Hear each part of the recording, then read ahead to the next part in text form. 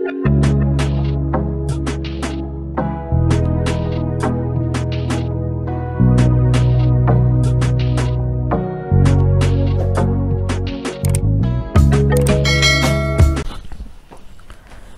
बोवन කියලා පිළිගන්නවා physics master YouTube channel එකට. මම චානක හෙට්ටිය ආරච්චි. අපි අදත් අලුත් වීඩියෝ එකක් කරන්න තමයි බලාපොරොත්තු වෙන්නේ. ඒතර මම අලුත් වැඩක් පටන් ගත්තා. ඒක මම කලින් වීඩියෝ එකේ ඉඳන් තමයි පටන් ගත්තේ. කියන්නේ මම කලින් වීඩියෝ එකේදී පාඩමක් අරගෙන ඒකේ ෂෝට් නෝට් එක ගහලා ඒකෙන් කොහොමද මෙමරි මැප් එකක් හදාගන්නේ කියලා මම කියලා දුන්නනේ. ඒතර මම කලින් වීඩියෝ එකේදී ගුරුත්ව ශේෂ්ඨ පාඩම තමයි කරේ. ඒතර දැන් මේ වීඩියෝ බලන එකේ තාම ඒ වීඩියෝ බැලුවේ නැත්නම් ඉස්සර වෙලාව මේ වීඩියෝ එක බලලා ඒකෙන් ගුරුත්ව ශේෂ්ඨ පාඩම හොඳට ෂෝට් නෝට් එකක් හදාගෙන මෙමරි මැප් එකක් හදාගන්නේ කොහොමද කියලා බලන්න. ඒක බලලා මේ වීඩියෝ එකත් බලන්න. මේකෙදිත් මම අලුත් පාඩමක් කරන්න තමයි බලාපොරොත්තු වෙන්නේ. මම ශේෂ්ඨ පාඩම් වල ගුරුත්ව ශේෂ්ඨ කරා. ඊළඟට විද්‍යුත් ශේෂ්ඨ පාඩම තමයි අද කරන්න බලාපොරොත්තු වෙන්නේ. හරි ඊළඟට කියන්න ඕන මගේ ෆිසික්ස් මාස්ටර් YouTube channel එක තාමත් subscribe කරේ නැත්නම් පහළ තියෙන රතු පාට subscribe button එක click කරලා ඒකම තියෙන bell icon එක click කරලා තියාගන්න. එතකොට මම අලුත් වීඩියෝ එකක් දාපුවාම ඒකේ notification එක බලා ගන්න පුළුවන්. හරි ඊළඟට කියන්න ඕන මේ වීඩියෝ එක බලලා වීඩියෝ එක හොඳ නම් like කරන්න. ඊළඟට මම මේක අලුත් ඒ කියන්නේ මගේ channel එක අලුතෙන් පටන් ගත්තේ. එතකොට මොනවද හැදෙන්න ඕන? මොන වගේ විදියට තව වෙනස්කම් කරන්න ඕන? මොන වගේ පාඩම්ද ඉස්සරහට කරන්න ඕන කියලා කමෙන්ට් කරන්න. ඊළඟට යාළුවන්ට බලන්න share කරන්න. හරි එහෙනම් අපි අද විද්‍යුත් ශේෂ්ඨ පාඩම පටන් ගමු. එතකොට විද්‍යුත් ශේෂ්ඨ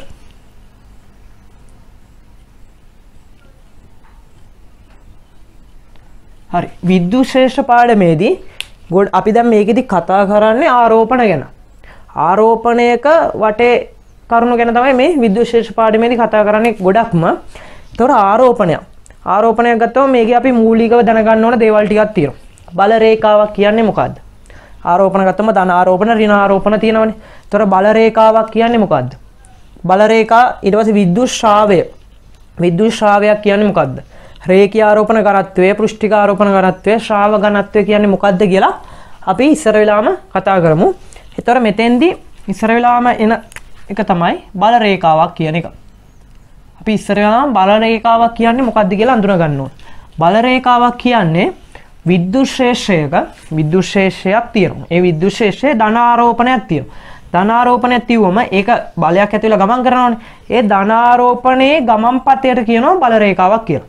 එතකොට බල රේඛාවක් කියන්නේ ධන ආරෝපණයක් තියෙන විද්‍යුත් ශේෂ්ඨයක ඒ ධන ආරෝපණයේ ගමන් පතයට තමයි කියන්නේ බල රේඛාවක් කියලා. හරි. ඒක සරලව තේරුම් ගන්නකො. බල රේඛාවක් කියන ධන ආරෝපණ විද්‍යුත් ශේෂ්ඨයක තියුවම ඒකේ ගමන් පතයට කියනවා බල රේඛාවක් කියලා. හරි. ඊළඟට විද්‍යුත් ශ්‍රාවය. විද්‍යුත් ශ්‍රාවයක් කියන්නේ මොකක්ද?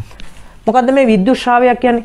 අර කලින් කතා කර බල රේඛා ගොඩක් එකතු වුණාම හැදෙන ශේෂ්ත්‍රයට කියනවා බල විද්‍යුත් ශ්‍රාවය කියලා. ඒතර බල රේඛා ගොඩක් එකතු වුණාම හැදෙන විද්‍යුත් ශේෂ්ත්‍රයට කියනවා විද්‍යුත් ශ්‍රාවයක් කියලා. බල රේඛා ගොඩක් එකතු වෙලා හැදෙන ශ්‍රාවයට ශේෂ්ත්‍රයට කියනවා අපි විද්‍යුත් ශ්‍රාවය කියලා. ඊළඟට කතා කරන්නේ ඊළඟට අපි දැනගන්න ඕන එක තමයි රේඛීය ආරෝපණ ඝනත්වය ලැම්ඩා කියන එක. රේඛීය ආරෝපණ ඝනත්වය ලැම්ඩා. දැන්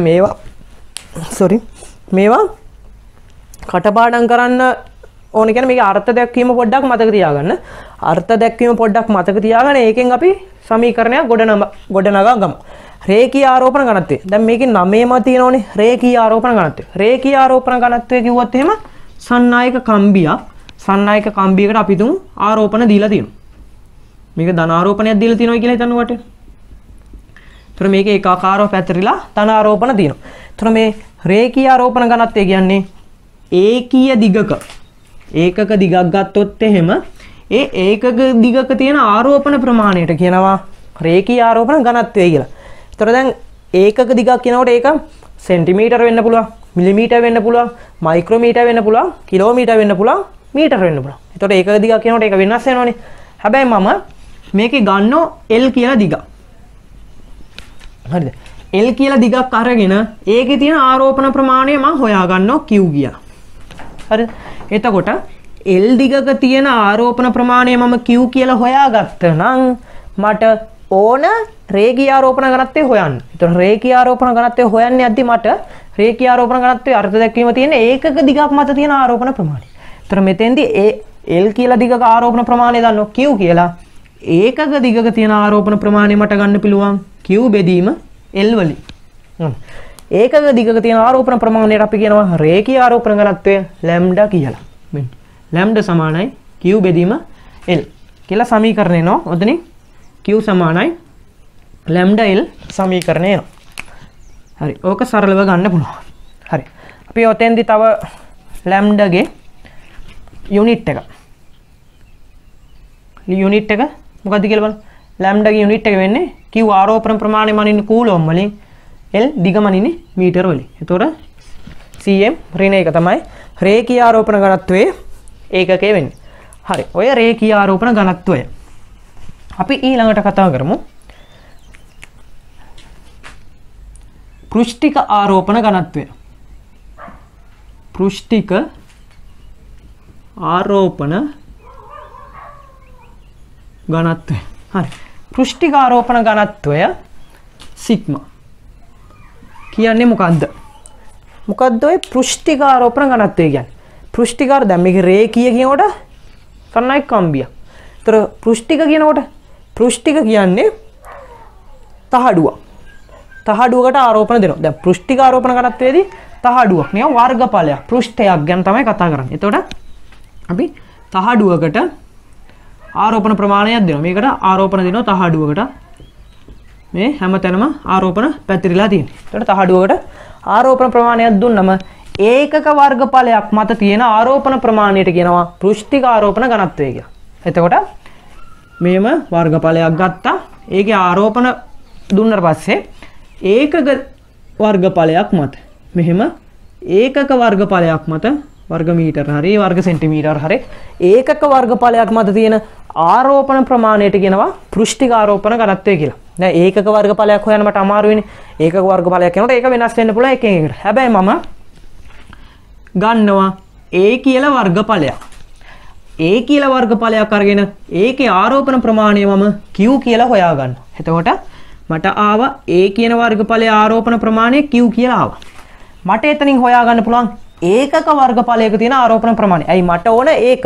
පෘෂ්ඨික ආරෝපණ ඝනත්වය කියන්නේ ඒකක වර්ගඵලයක තියෙන ආරෝපණ ප්‍රමාණය. එතකොට මම ඒකක වර්ගඵලයක තියෙන ආරෝපණ ප්‍රමාණය ගන්නවා Q බෙදීම A වලින්. දැන් ඒකක ආරෝපණ ඒකක වර්ගඵලයක තියෙන ආරෝපණ ප්‍රමාණයට කියනවා පෘෂ්ඨික ආරෝපණ ඝනත්වය සිග්මා කියලා.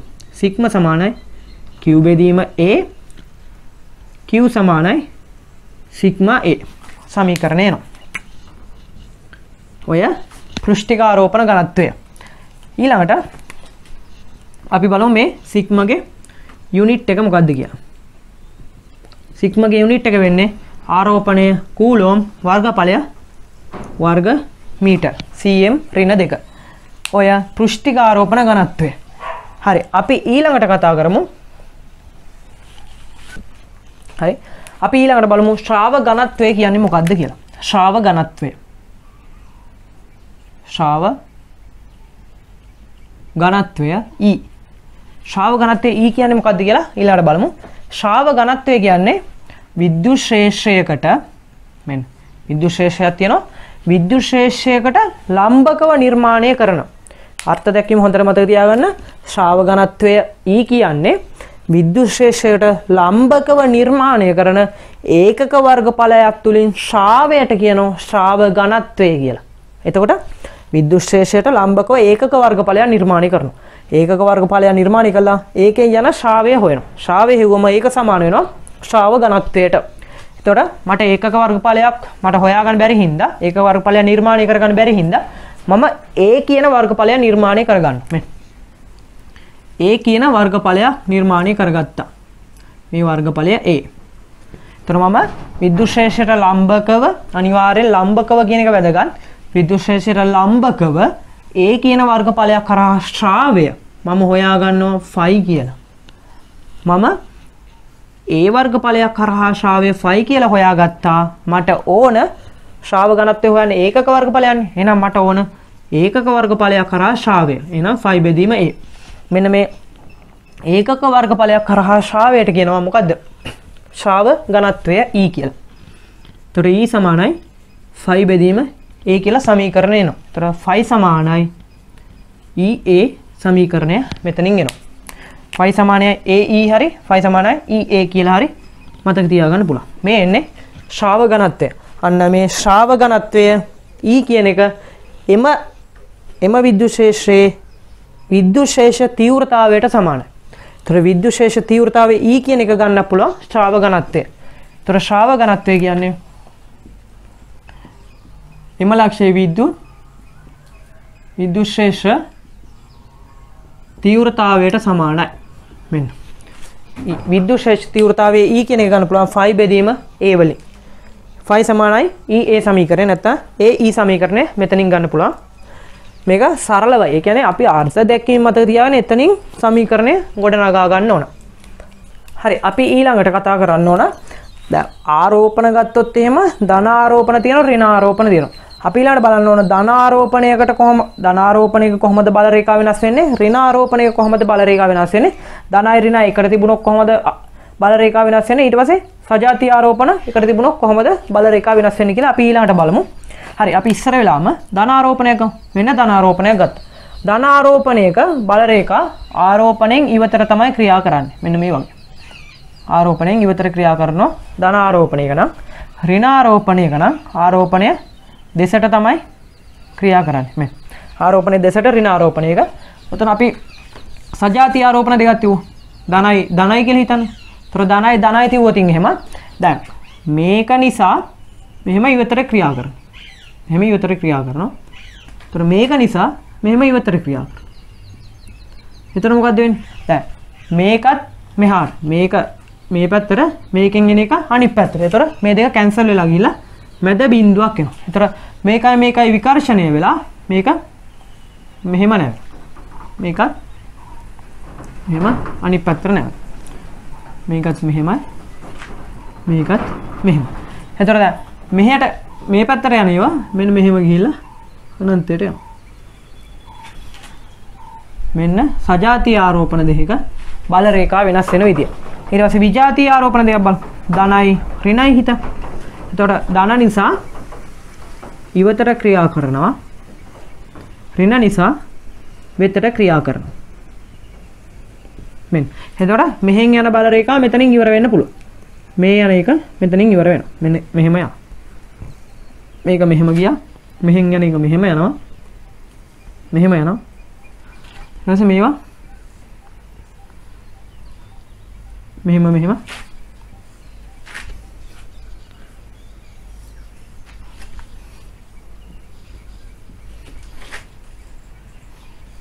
මෙන්න සජාතීය ආරෝපණ දෙක බල රේඛා වෙනස් වෙන විදිය. ඒ ටිකත් මතක තියාගන්න. සමහරක් ඉතින් පාස් පේපර්ස් වල MCQ අහනවා මේ බල රේඛා වලින්. ඒතර බල රේඛා කොහොමද වෙනස් වෙන්නේ කියලා අපි තර්කානෝ. ඒ කියන්නේ තර්ක කරන්න දෙයක් නැහැ. මේක නිකම්ම මතක තියාගන්න පුළුවන්. ධන එකක නම් ඉවතට යන්නේ, ඍණ එකක නම් වෙතට එන්නේ. ඒක මතක තියාගන්න.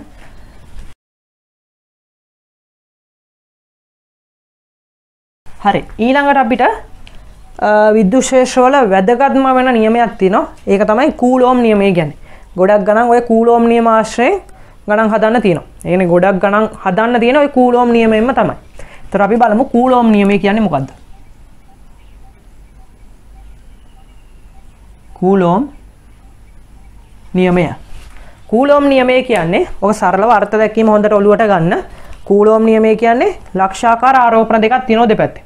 ඒතර ලක්ෂාකාර ආරෝපණ දෙකක් දෙපැත්තෙන් තියලා ඒතර ඒක ධන ඒකේ ආකර්ෂ ඒ කියන්නේ සජාතීය ආරෝපණ වෙන්නත් පුළුවන් විජාතීය ආරෝපණ වෙන්නත් පුළුවන්. ඒතර විජාතීය ආරෝපණ තිබුවොත් ආකර්ෂණ බල ඇති වෙනවා. විජාතීය ආරෝපණ තිබුවොත් විකර්ෂණ බල ඇති වෙනවා. හරි එතකොට කූලෝම් නියමය කියන්නේ ලක්ෂාකාර ආරෝපණ දෙකක් තියුවා. ඒ අතර ඇතිවන ආකර්ෂණ බල හෝ විකර්ෂණ බල.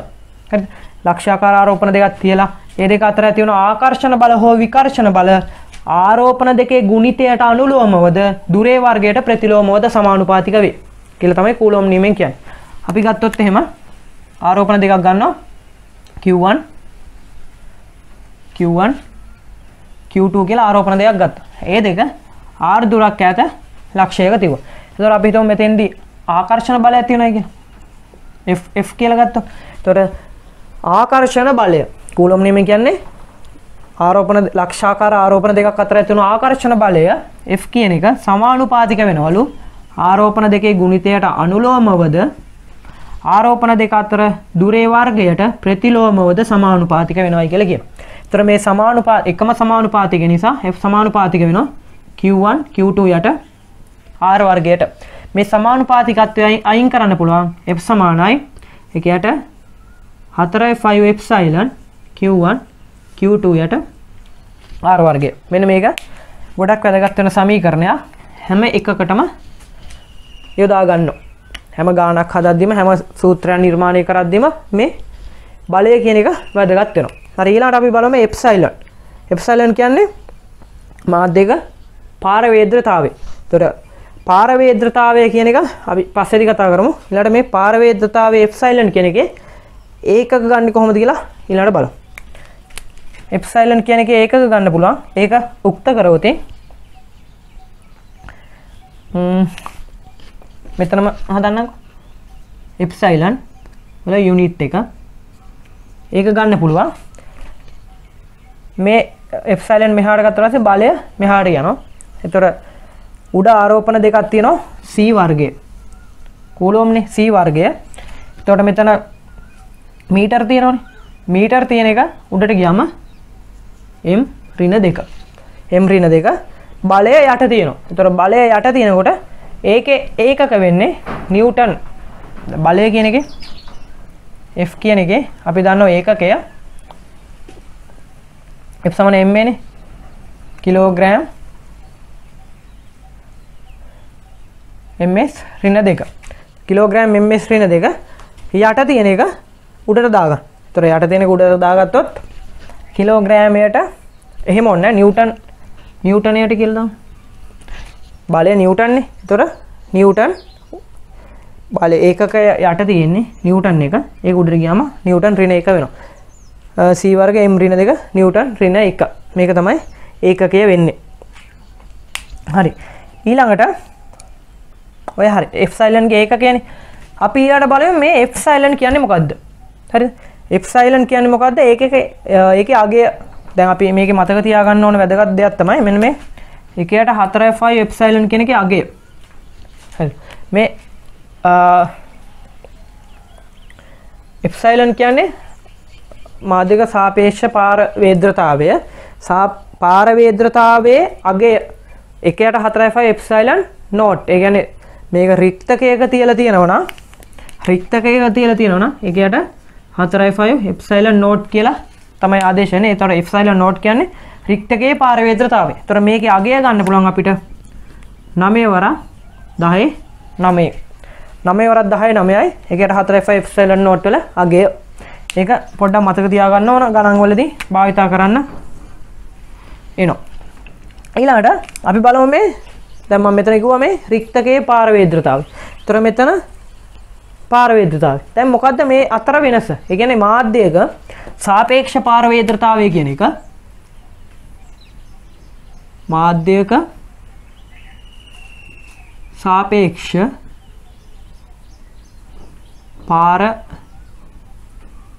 පාරවේද්‍රතාවය කියන එක ගන්න පුළුවන්. මාධ්‍යක සාපේක්ෂ පාරවේද්‍රතාවය අපි සාපේක්ෂකයක් ලියන්නේ යම් මාධ්‍යයක පාරවේද්‍රතාවය බෙදනවා රික්තකයේ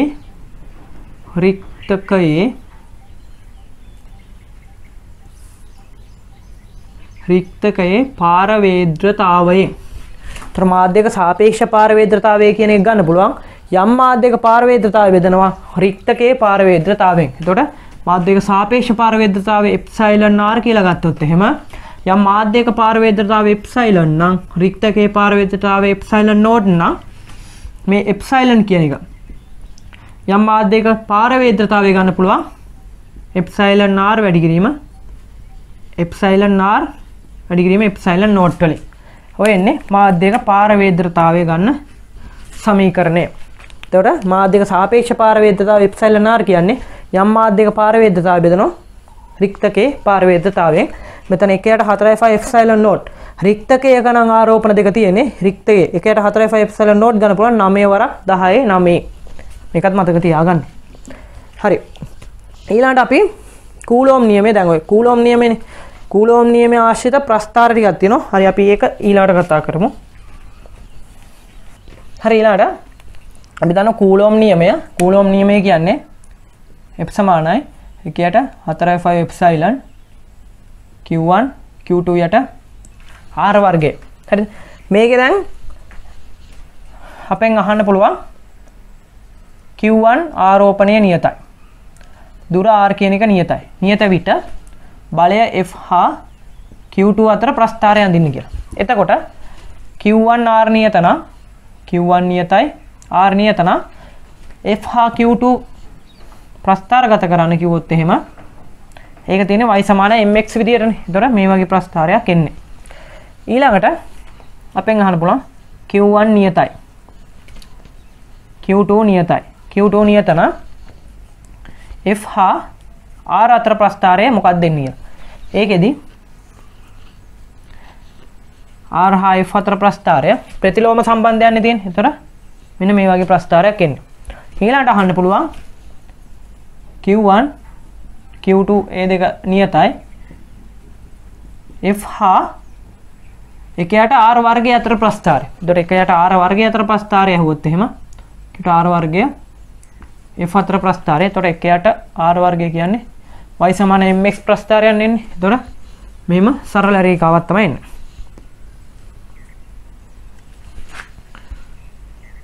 ඔන්න. හරි ඒ කූලෝම් නියමය. හරි අපි ඊළඟට විද්‍යුත් ශේෂ තීව්‍රතාවය ගැන තව දුරටත් ඉගෙන ගමු. ඒතර විද්‍යුත් ශේෂ තීව්‍රතාවය විද්‍යුත් ශේෂ තීව්‍රතාවය E කියන්නේ මොකක්ද? දැන් මම කූලෝම් නියමය කිව්වනේ. කූලෝම් නියමය ඇසුරෙන් කොහොමද විද්‍යුත් ශේෂ තීව්‍රතාවය ගන්න කියලා මේකෙදි කතා කරන්නේ. ඒතර විද්‍යුත් ශේෂ තීව්‍රතාවය කියන්නේ විද්‍යුත් ශේෂයක්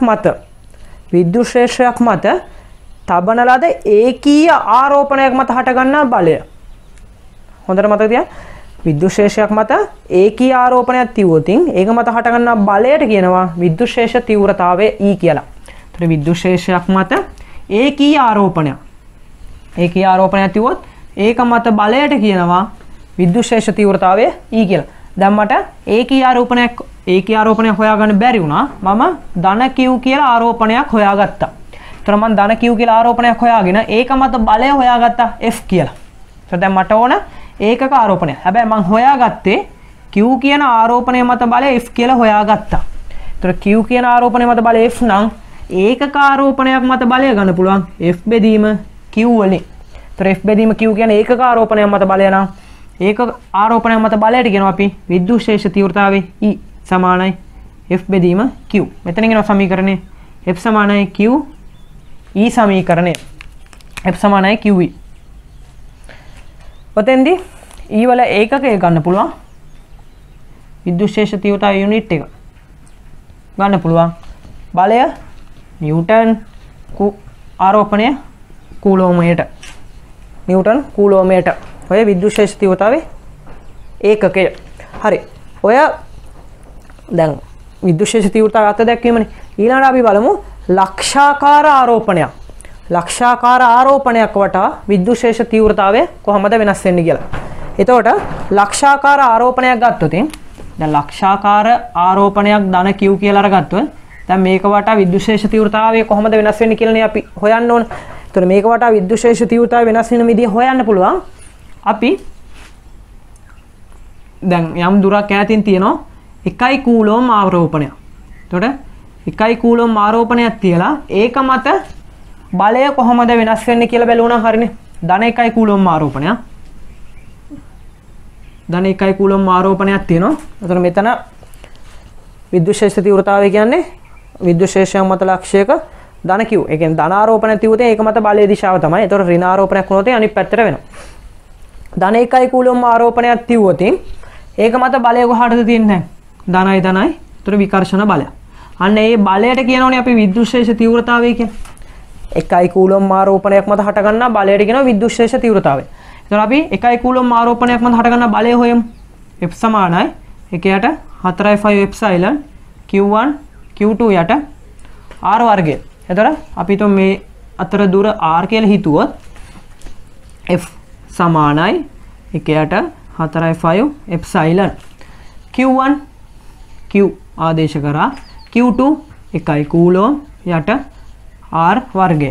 අන්න 1යි කූලෝම් ආරෝපණයක් මත බලය. මෙන්න 1යි කූලෝම් ආරෝපණයක් මත බලයට කියනවා විද්‍යුත් ශේෂ තීව්‍රතාවය E කියලා. මෙතනින් E සමානයි 1 යට 4යි 5 එප්සයිලන් 4යි 5 එප්සයිලන් Q යට R වර්ගය.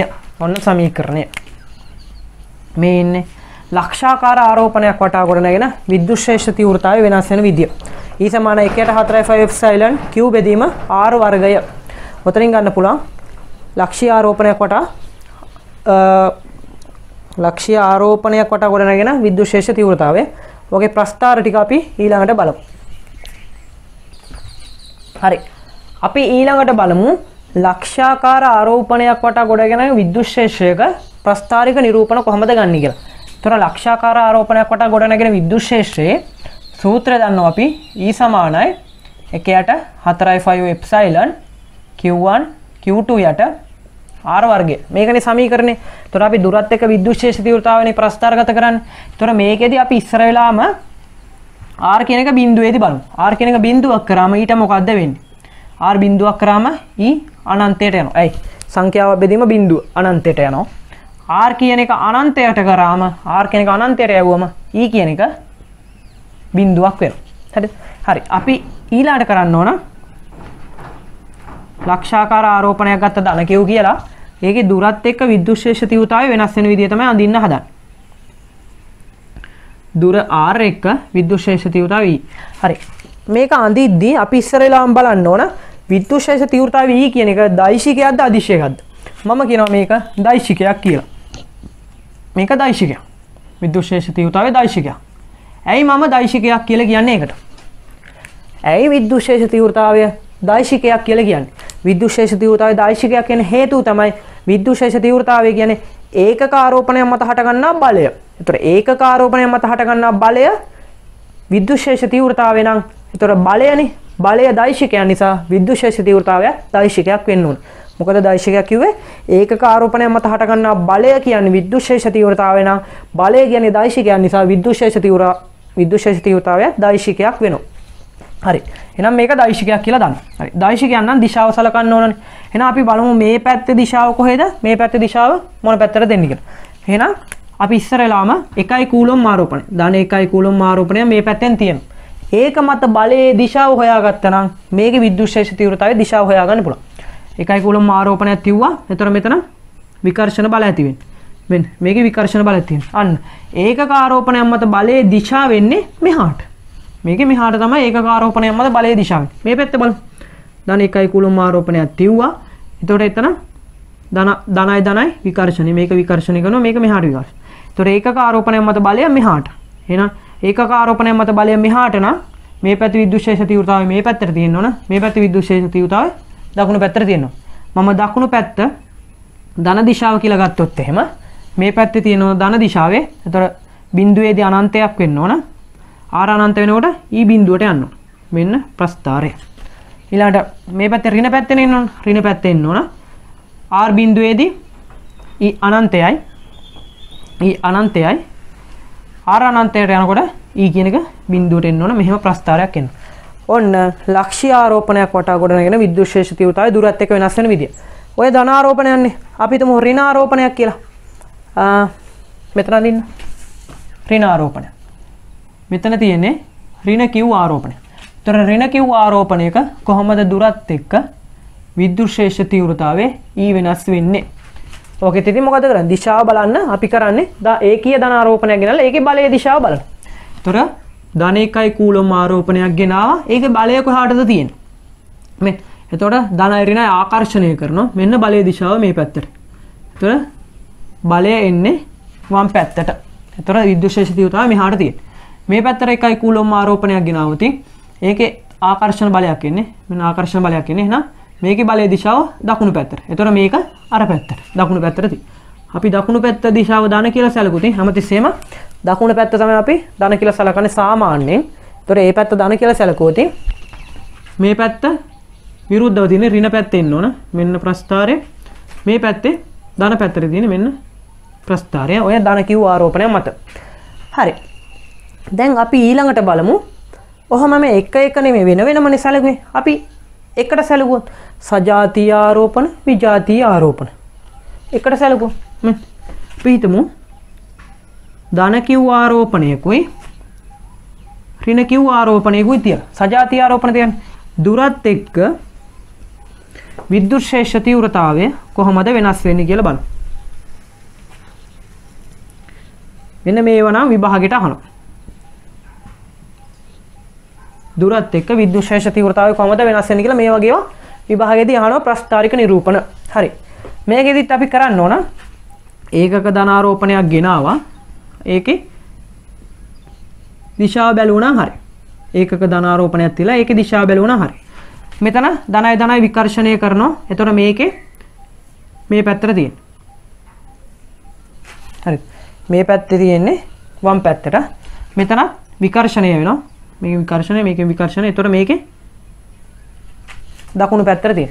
මෙතන ගත්තොත් මෙතන මේ ඍණ මෙතන ධන ආකර්ෂණය වෙනවා. එතකොට මේකේ දකුණු පැත්තට තියෙන. මෙතනයි ආකර්ෂණය වෙනවා. ඒකේ වම් පැත්තට තියෙන. හරි. අපි මේ දෙපැත්තේ දෙක යන්න ගමුකෝ ඉස්සර වෙලා. එතකොට මේකේ අපි මේ පැත්ත දකුණු පැත්ත ධන දිශාව සැලකුවොත් මේ පැත්තේ විරුද්ධ පැත්ත තියෙන. එහෙනම් ඍණ පැත්ත එන්න ඕන. මේ පැත්තේ විරුද්ධ පැත්ත තියෙන. එහෙනම් ඒක ඍණ පැත්ත එන්න ඕන. මැදදී මොකද්ද වෙන්නේ? හරි. මේක ධන පැත්තේ තියෙන මේ. ධන පැත්තේ තියෙන. මේකත් ධන පැත්තේ තියෙන. හරි. ඒතර මේකත් ධන පැත්තේ ආරෝපණය මෙතනනේ. ආරෝපණය ළඟදී R බිඳුවේදී අනන්තයට යනවනේ. මෙන්න මේකත් ධන පැත්තේ මේකත් ධන පැත්තේ. මේක අපි නිකම් ඇන්දොත් එහෙම වෙන වෙනම සලකලා ඇන්දොත් මේක මෙහෙම යනවා. මේකත් මෙහෙම යනවා. දැන් මොකද්ද වෙලා තියෙන්නේ? මෙන්න මේ මැදදී මේකෙන් ආපු එකයි මේකෙන් ආපු එකයි එකතු වෙලා. එතකොට පොඩ්ඩක් වැඩි වෙනවා. මෙතන මේ අරගෙන් ආපු එකයි මේකෙන් ආපු එකයි එකතු වෙනවා. තව පොඩ්ඩක් වැඩි වෙනවා. මේකෙන් අපේ මෙහෙම වැඩි වෙලා එතකොට මෙන්න මෙහෙම ප්‍රස්ථාරයක් එන්න ඕන. ඒ කියන්නේ එකම පැත්තට තියෙන හින්දා පොඩ්ඩක් වැඩි වෙලා තමයි අගේ වැඩි වෙලා තමයි ප්‍රස්ථාරේ අඳින්න ඕන. මෙන්න ප්‍රස්ථාරේ. අන්න.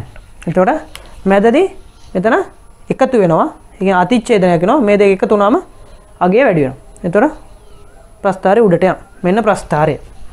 ඔය සජාතීය විජාතීය ආරෝපණ දෙකක් තිබුවොත් ප්‍රස්ථාරය වෙනස් වෙනවා නේ. ඊළඟට බලමු අපි සජාතීය ආරෝපණ දෙකක් තිබුවොත් මොකද්ද වෙන්නේ කියලා. ඔතන මදිව. විජාතීය ආරෝපණ දෙකක් තිබුවොත්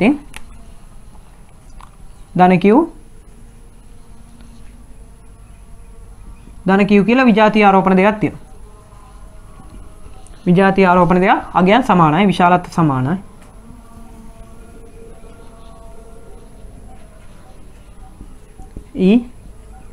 දුරත් එක විද්‍යුත් ශේෂ තීව්‍රතාවය වෙනස් වෙන විදිය. ඔකෙත් කරන්න ඕන ධන 1 කුලොම් ආරෝපණයක් තියාගෙන යන්න. දිශාව බලන්න ධන 1 කුලොම් ආරෝපණයක බලයේ දිශාව බැලුණා හරි. හරිද? එතකොට මේකේ බලයේ දිශාව විරුද්ධ වෙන්නේ. එතකොට මේ පැත්තට එන්නේ. මේකේ බලයේ දිශාව විරුද්ධ වෙන්නේ. මේකේ බලයේ දිශාව විරුද්ධව. මේකේ බලයේ දිශාව විරුද්ධ වෙන්නේ. අපි දකුණු පැත්තට ධන කියලා සැලකුවා. ඊළඟට මේක ධන මේ පැත්තට නම් මේකේ විරුද්ධව ඒක ඍණ පැත්ත එන්න ඕන.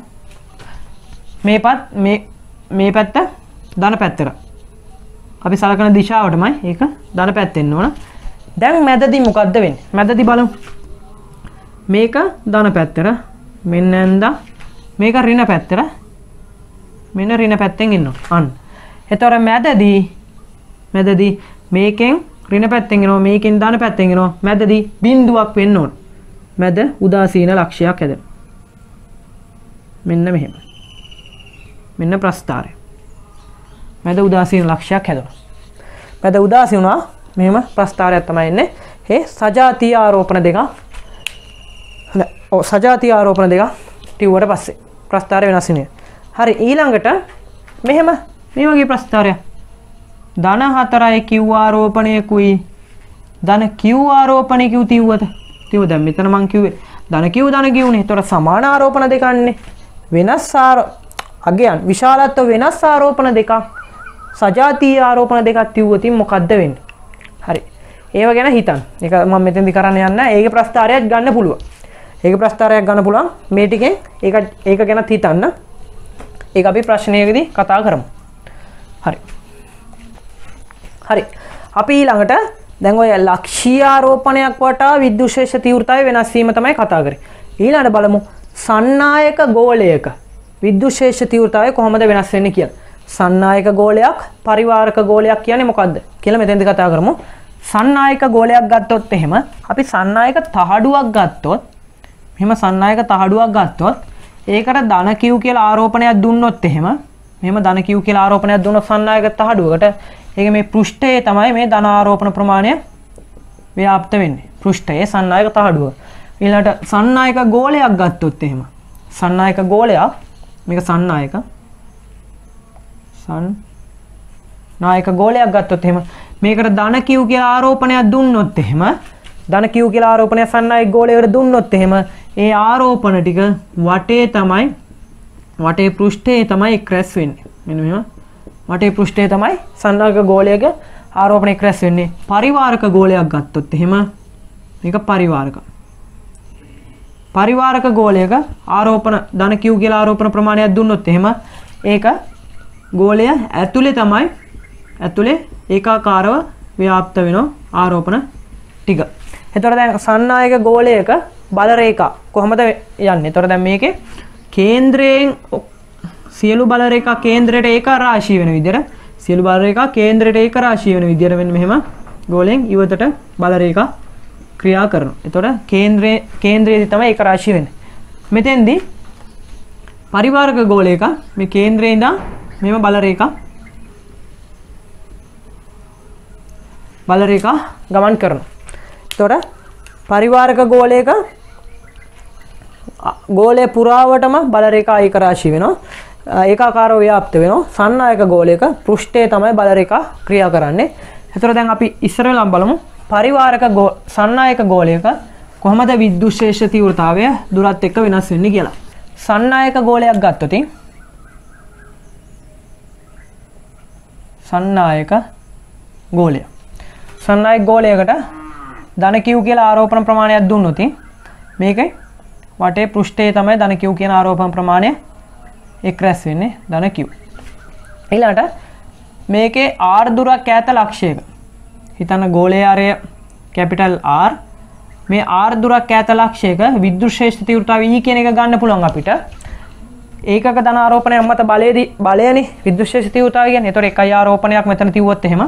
ඒතකොට බලය එන්නේ එක යට 4.5 එප්සයිලන් q යට r වර්ගය කියලා. ඒතකොට ඕක තමයි සන්නායක ගෝලයකත් r දුරක් ඈත ලක්ෂයක විද්‍යුත්ශේෂ තීව්‍රතාවය වෙන්නේ. හරි ඊළඟට මේකේ අවස්ථා තුනක් තියෙනවනේ. මේ r කියන එක අරයට වඩා වැඩි වෙන්න පුළුවන්. r කියන එක කැපිටල් ගෝලයේ අරයට සමාන වෙන්න පුළුවන්. නැත්නම් පෘෂ්ඨයේ තුල වෙන්න පුළුවන්. එතකොට අපි බලමු r කියන එක විශාලයි ගෝලයේ අරයට වඩා. අනිත් එක තමයි r සමානයි කැපිටල් R විට.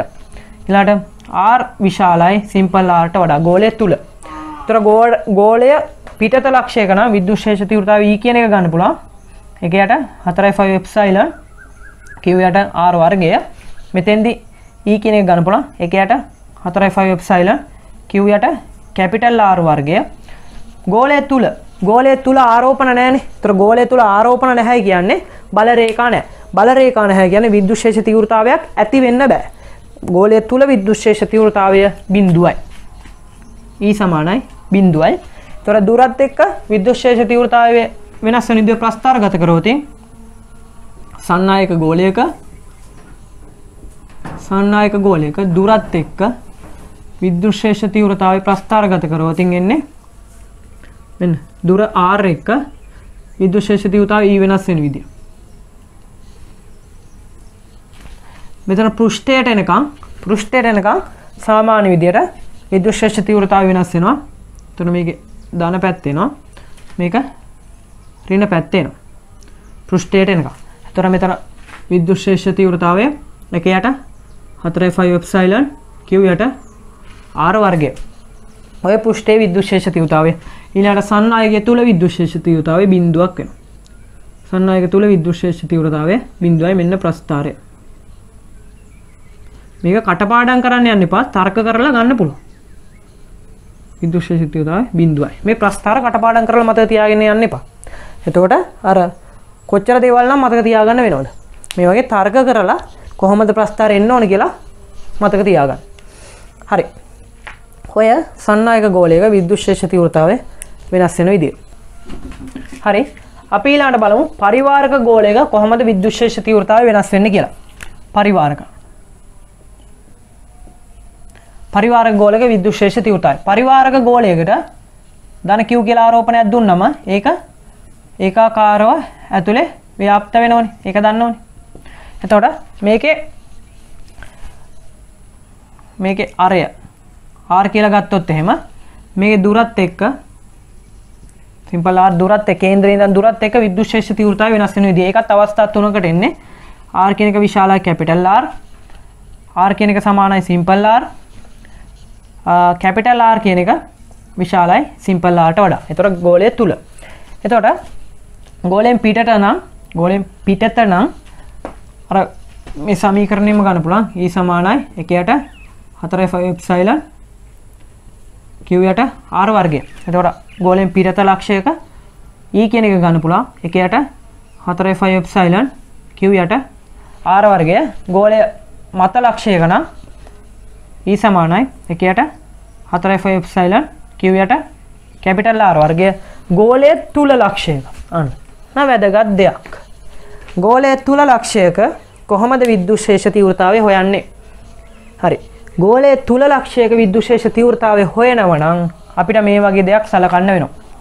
ඒ කියන්නේ අපි දන්නෝ ධන q කියන ආරෝපණ ප්‍රමාණය මේ ගෝලයේ හැම තැනම තියෙන්නේ. ගෝලයේ පුරාවට. හරිද? එතකොට දැන් අපි ගෝලයේ තුල ලක්ෂයක් ගත්තොත් එහෙම ගෝලයේ තුල කේන්ද්‍රයේ ඉඳන් ගෝලයේ තුල මේ වගේ අරයක් සහිත ගෝලයක් සැලකුවොත් සිම්පල් R මේක කැපිටල් R.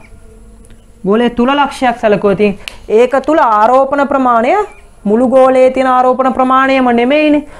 එහෙනම් අපි ඉස්සර වෙලාම මේ සිම්පල් R කියන ගෝලයේ තුල ආරෝපණ ප්‍රමාණය හොයා ගන්න ඕන. ඒක හොයා ගන්න පුළුවන් ක්‍රමය තමයි මේක ඒකාකාරවනේ ආරෝපණ පැතිරිලා තියෙන්නේ. ඒතකොට ඒකාකාරව ධන q කියන එක ඒකාකාරව මේකේ පැතිරිලා. එහෙනම් අපි හොයා ගන්න ඕන මේ පොඩි ගෝලය තුල තියෙන ආරෝපණ ප්‍රමාණය සිම්පල් q කියන එක. ඒක හොයා ගන්න පුළුවන්. සිම්පල් q කියන එක හොයන්න පුළුවන්. සිම්පල් q කියන එක අපිට හොයා ගන්න පුළුවන් මුළු පරිමාව තුලම 3න් 4 5 r ගණේ මුළු පරිමාව තුලම ආරෝපණ ප්‍රමාණය q නම් සිම්පල් r කියන පරිමාව තුල ආරෝපණ කොච්චරක් තියෙනවද 5 r ගණේ. මෙන්න 3න් 4ක් 5 3න් 4ක් 5 කපලා ගිහිල්ලා සිම්පල් q වෙනවා කැපිටල් q සිම්පල් r ගණය බෙදීම කැපිටල් r ගණය. ඔන්න දැන් මෙතෙන්ට මේක ඇතුලේ විද්‍යුත් ශේෂ්ඨ තීව්‍රතාවය E කියන එක ලියන්න පුළුවන්. E සමානයි 1ට 4.5 එප්සයිලන් q. දැන් මේ ඇතුලේ ගෝලයේ ආරෝපණ ප්‍රමාණය සිම්පල් q කියන එක ලියන්න පුළුවන්. කැපිටල් q r ඝනය බෙදීම කැපිටල් r ඝනය. බෙදීම r වර්ගය. r වර්ගය මේකනේ විද්‍යුත් ශේෂ්ඨ තීව්‍රතාවය සමීකරණය. මේකේ r වර්ගය කියන්නේ කේන්ද්‍රයේ ඉඳන් සලකනු ලබන අලුත් මේ ගෝලයේ තුල ලක්ෂයට තියෙන දුර. ඒතර සිම්පල් r නේ. ඒතර සිම්පල් r ගේ වර්ගය. ඒතර මෙතෙන්දී r වර්ගයක් r ඝනයත් එක්ක කපලා ගිහිල්ලා එකක් ඉතුරු වෙනවා. ඒතර E සමානයි 1ට 4.5 එප්සයිලන් q බෙදීම r ඝනය වතාව සිම්පල් r කියලා. ඔය තියෙන්නේ ගෝලයක් තුල ලක්ෂයක විද්‍යුත් ශේෂ්ඨ තීව්‍රතාවය වෙනස් වෙන විදිය. දැන් පරිවාරක ගෝලයක දුරත් එක්ක විද්‍යුත් ශේෂ්ඨ තීව්‍රතාවය ප්‍රස්ථාරගත කරොත් පරිවාරක ගෝලයකට ධන q කියලා ආරෝපණයක් දුනොත් මේක සේරුගේම පැතිරෙනවා. ඒතර මේකේ දුරත් එක්ක විද්‍යුත් ශේෂ්ඨ තීව්‍රතාවය දුර r එක විද්‍යුත් ශේෂ්ඨ තීව්‍රතාවය E ප්‍රස්ථාරගත කරොත්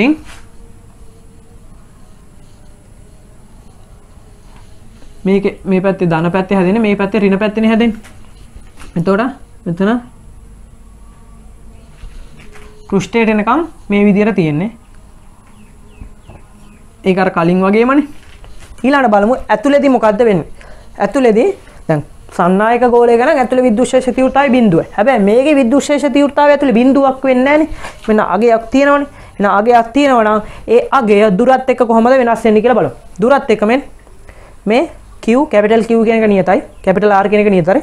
4.5 නියතයි. එහෙනම් y සමානයි mx විදියට තමයි සිම්පල් r එක්ක විද්‍යුත්ශේෂ තීව්‍රතාවය වෙනස් වෙන්නේ. එහෙනම් y සමානයි mx ප්‍රස්ථාරයක් ඉන්නේ. මෙන්න ප්‍රස්ථාරය. මෙන්න ප්‍රස්ථාරය. ඔන්න ප්‍රස්ථාරය. මේකේ අනුක්‍රමණය ගන්න පුළුවන්. අනුක්‍රමණය m කියන එක ඉන්නේ මෙන්න. ඒකට 4.5 එප්සලන් q යට r ගන්න. ඒකට 4.5 එප්සලන් q යට r ගන්න. ඔය අනුක්‍රමණය. ඔය පරිවාරක ගෝලයක විද්‍යුත්ශේෂ තීව්‍රතාවය වෙනස් වෙන විදිය. හරි. අපි ඊළඟට විද්‍යුත්ශේෂ පාඩමේ එන වැදගත් ප්‍රමේයයක් ගැන කතා කරමු. එතකොට මේ විද්‍යුත්ශේෂ පාඩමේ එන වැදගත් ප්‍රමේයයක් තමයි ගවුස් ප්‍රමේය කියන්නේ. එතකොට මේ ගවුස් ප්‍රමේය කියන්නේ මොකක්ද? ඉස්සර වෙලාවම ගවුස් ප්‍රමේය කියන්නේ මොකක්ද කියලා අපි ඉගෙන ගමු. ගවුස් ප්‍රමේය කියන්නේ විද්‍යුත්ශේෂයක අනිවාර්යෙන් විද්‍යුත්ශේෂයක නිර්මාණය කරන සංවෘත පෘෂ්ඨයක් වෙන්න ඕන. විද්‍යුත්ශේෂයක නිර්මාණය කරන සංවෘත පෘෂ්ඨයක් හරහා මුළු විද්‍යුත් ශ්‍රාවය කියන එක ගන්න පුළුවන්. ඒ තුල තියෙන මුළු ආරෝපණ ප්‍රමාණය බෙදනවා පාරවේද්‍රතාවයෙන්. ඒ කියන්නේ මාධ්‍යයේ පාරවේද්‍රතාවයෙන් බෙදනවා. මෙහෙම හිතන්නකෝ. දැන් අපිට ඕන ගවුස් ප්‍රමේය කියන්නේ මොකද්ද? ගවුස් ප්‍රමේය. මොකද්ද මේ ගවුස් ප්‍රමේයය? මෙන්න මේ ගවුස් ප්‍රමේයයෙන් ගොඩක් වැඩ කරන්න පුළුවන් ඔය ඒ කියන්නේ ලක්ෂාකාර ආරෝපණ ඊට පස්සේ සන්නායක ගෝල පරිවාරක ගෝල ඒ වගේ විද්‍යුත්ශේෂ තීව්‍රතාවය හොයන්න ගොඩක් වැදගත් වෙන ප්‍රමේය තමයි මේ ගවුස් ප්‍රමේය කියන්නේ. මේකෙන් පුළුවන් සන්නායක තහඩුවක ඊට පස්සේ සිලින්ඩරාකාර සන්නායක අර ඒ වගේ දේවල් වල විද්‍යුත්ශේෂ තීව්‍රතාවය හොයන්න වැදගත් වෙන ප්‍රමේය තමයි මේ ගවුස් ප්‍රමේය කියන්නේ. ගවුස් ප්‍රමේයන් කියන්නේ විද්‍යුත්ශේෂයක මෙන්න විද්‍යුත්ශේෂයක් තියෙනවා. අපි හිතමු මේකේ මේව විද්‍යුත්ශේෂයක් තියෙනවා. මේ විද්‍යුත්ශේෂයේ නිර්මාණය කරන සංවෘත පෘෂ්ඨයක් හරහා අපි හිතමු සංවෘත පෘෂ්ඨයක් නිර්මාණය කරොත් කොටුවක් හරි ඊට පස්සේ රවුමක් හරි ඔය මොකක් හරි සංවෘත පෘෂ්ඨයක් නිර්මාණය කරොත් ඒක තුල තියෙන මුළු විද්‍යුත් ඒ කියන්නේ සංවෘත පෘෂ්ඨයක් කරහා මුළු විද්‍යුත් ශ්‍රාවය කියන එක මුළු විද්‍යුත් ශ්‍රාවය ෆයි කියන එක ගන්න පුළුවන්. ඒක තුල මුළු ආරෝපණ ප්‍රමාණය සිග්මා q කියන්නේ මුළු ආරෝපණ වල එකතුව බෙදනවා මාධ්‍යයේ පාරවේද්‍රතාවයෙන් එප්සයිලන් වලින්. ඒතර ගවුස් ප්‍රමේයන් කියන්නේ විද්‍යුත්ශේෂයක නිර්මාණය කරන සංවෘත පෘෂ්ඨයක් හරහා ශ්‍රාවය කියන එක විද්‍යුත් ශ්‍රාවය කියන එක ගන්න පුළුවන් මුළු ආරෝපණ ප්‍රමාණය බෙදනවා මාධ්‍යයේ පාරවේද්‍රතාවයෙන්. ඒතර ෆයි සමානයි සිග්මා q බෙදීම එප්සයිලන්. මෙන්න ගවුස් ප්‍රමේයයට අදාළ සමීකරණය. මේක අපි ලේසි මතක තියාගන්න ලේසියෙන්න ෆයි සමානයි q බෙදීම එප්සයිලන් කියලා තමයි අපි ඒ කියන්නේ ලේසි වෙන්න මතක තියාගන්නේ. මේකේ q කියන එක මෙතන q කියන එක නිකම්ම q නෙමෙයි මුළු ආරෝපණ ප්‍රමාණය වෙන්න ඕන මේ q කියන එක. එතකොට ගවුස් ප්‍රමේය හරි ගවුස් ප්‍රමේය කියන්නේ විද්‍යුත්ශේෂයක නිර්මාණය කරන සංවෘත පෘෂ්ඨයක් කරා මුළු විද්‍යුත් ශ්‍රාවය කියන එක ගන්න පුළුවන්. මෙන්න මේ මුළු ආරෝපණ ප්‍රමාණය බෙදනවා මාධ්‍යයේ පාරවේද්‍රතාවය එප්සයිලන් වලින්. හරි. අපි දැන් මේ ගවුස් ප්‍රමේය යොදාගෙන බලමු. දැන් මං ලක්ෂාකාර ආරෝපණයක r දුරක් ඈත ලක්ෂයක විද්‍යුත්ශේෂ තීව්‍රතාවය කලින් ගත්තනේ. අර බලය ඇසුරින් නිව්ටන්. දැන් මේක බලමු. ලක්ෂාකාර ආරෝපණයක අපි දන්නවා දැන් මම කලින් කතා කරා ලක්ෂාකාර ධන q ආරෝපණයක් ගත්තොත් මේකේ r දුරක් ඈත ලක්ෂයක මෙන්න මේ r දුරක් ඈත ලක්ෂයක විද්‍යුත්ශේෂ තීව්‍රතාවය e කියන එක ලියන්න පුළුවන්. ඒකයට 4.5 එප්සයිලන් q යට r වර්ගය කියන සමීකරණය. ඒතර මේක තමයි මෙතන විද්‍යුත්ශේෂ තීව්‍රතාවය. අපි මේක ගමු මෙන්න මේ ගවුස් ප්‍රමේය භාවිතා කරලා. එතකොට කරන්නේ අපි දන්නවා ලක්ෂාකාර ධන Q ආරෝපණයක් ගත්තොත් මේකේ බල රේඛාව විහිදෙන්නේ මෙන්න මෙහෙමනේ. වටේට මෙන්න මේ විදිහට තමයි බල රේඛාව විහිදෙන්නේ. ඒතකොට අපිට මේකේ ගවුස් පෘෂ්ඨයක් නිර්මාණය කරගන්න ඕන. ගවුස් පෘෂ්ඨය. ඇයි ගවුස් පෘෂ්ඨයක් නිර්මාණය කරන්නේ?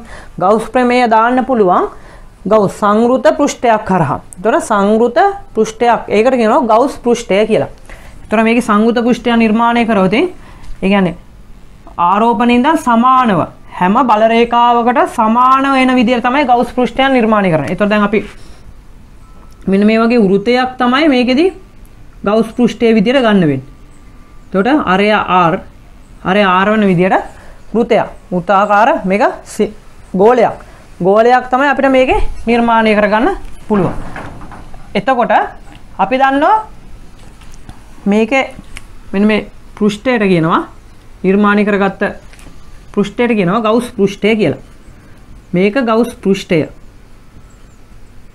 මෙන්න ගවුස් පෘෂ්ඨය. එතකොට ගවුස් පෘෂ්ඨය හරහා මුළු විද්‍යුත් ශ්‍රාවය අපිට ලියන්න පුළුවන් ගවුස් ප්‍රමේය. එතකොට මුළු විද්‍යුත් ශ්‍රාවය කියන එක phi කියන එක ලියන්න පුළුවන් sigma q බෙදීම epsilon වලින්. එතකොට මුළු විද්‍යුත් ශ්‍රාවය ගන්නවා phi සමාන sigma q බෙදීම epsilon වලින් q. sigma q කියන්නේ මුළු ආරෝපණ ප්‍රමාණය ගවුස් පෘෂ්ඨය හරහා ගවුස් පෘෂ්ඨය තුල මුළු ආරෝපණ ප්‍රමාණය q බෙදීම මාධ්‍ය පාරවිද්‍යුතතාවය epsilon. මෙන්න පළවෙනි සමීකරණය. ගවුස් ප්‍රමේයයෙන් මුළු විද්‍යුත් ශ්‍රාවය මෙහෙම ලියන්න පුළුවන් ගවුස් ප්‍රමේයයෙන්. මම මුලදී පාඩම පටන් ගන්න මුලදී කිව්වා මුළු විද්‍යුත් ශ්‍රාවය කියන එක ඒ කියන්නේ ශ්‍රාව ඝනත්වයෙන් ගන්න පුළුවන්. ශ්‍රාව ඝනත්වය E කියන්නේ ශ්‍රාව ඝනත්වය E කිව්වේ ඒකක වර්ගඵලයක් කරහා ශ්‍රාවයටනේ. ඒතර ඒකක වර්ගඵලයක් කරහා ශ්‍රාවයට තමයි ශ්‍රාව ඝනත්වය E කියලා කිව්වේ. ඒකක වර්ගඵලයක් කරහා ශ්‍රාවය phi බෙදීම A වලින් ගත්තේ. මුලදී මේ සමීකරණය අපි ගත්තා. ඒතර මෙතනින් එන සමීකරණය phi සමානයි A E කියලා. මේ සමීකරණය මම කලින් අරගත්තා. දැන් මෙන්න මේ සමීකරණයත් මෙතෙන්ට මේකට ආදේශ කරවොත් අභිලම්බ විද්‍යුත් ශ්‍රාවය කියන එක. අභිලම්බ විද්‍යුත් ශ්‍රාවය කියන එක ලියන්න නැගි phi සමානයි A E වලින්. මේ A කියන්නේ මොකද්ද? A කියන්නේ මේ ගවුස් පෘෂ්ඨයේ වර්ගඵලය. A කියන්නේ එතකොට ගවුස් පෘෂ්ඨයේ වර්ගඵලය. දැන් මම කලින් ඒකක වර්ගඵලයක් කරා ශ්‍රාවයනේ ඔය ශ්‍රාව ඝනත්වය කිව්වේ. ඒතොර ඒකක වර්ගඵලයක් ගන්නේ නැතුව A කියලා වර්ගඵලයක් අරගෙන ඒකේ ශ්‍රාවය phi කියලා හෙව්වා. ඒතොර ඒකක වර්ගඵලයක ශ්‍රාවය ඊට E කියලා ගත්තා. phi බෙදීම A වලින්. හරි. එතකොට මෙතන අභිලම්බ විද්‍යුත් ශ්‍රාවය ගනිද්දී phi සමාන A E ආදේශ කරනකොට A කියන්නේ ගවුස් පෘෂ්ඨයේ වර්ගඵලය. ඒතොර ගවුස් පෘෂ්ඨයේ වර්ගඵලය වෙන්නේ 4 phi r වර්ග. phi සමානයි මේක වෘතයන්නේ. එතකොට අපි දන්නවා වෘතයක ගෝලාකාර ගෝලාකාර වස්තුවක මෙතන වෘතයන් නෙමෙයි මෙතන තියෙන්නේ මේක ත්‍රිමාණව හිතුවොත් එහෙම මේ එළියටත් මෙහෙම බල රේඛා යනවනේ වටේටම යනවනේ. එතකොට මෙතන ගෝලයක් හැදෙනවා. ගෝලයක වර්ගඵලය ගන්න නැගි 4 phi r වර්ග වලින් 4 phi r වර්ග. පුතාවක් E අපිට විද්‍යුත් ශේෂ තීව්‍රතාවය තමයි හොයන්න ඕන. එතකොට මේක දෙක. දැන් මේ ගවුස් ප්‍රමේයෙන් ලිව්වෙත් විද්‍යුත් ශ්‍රාවය.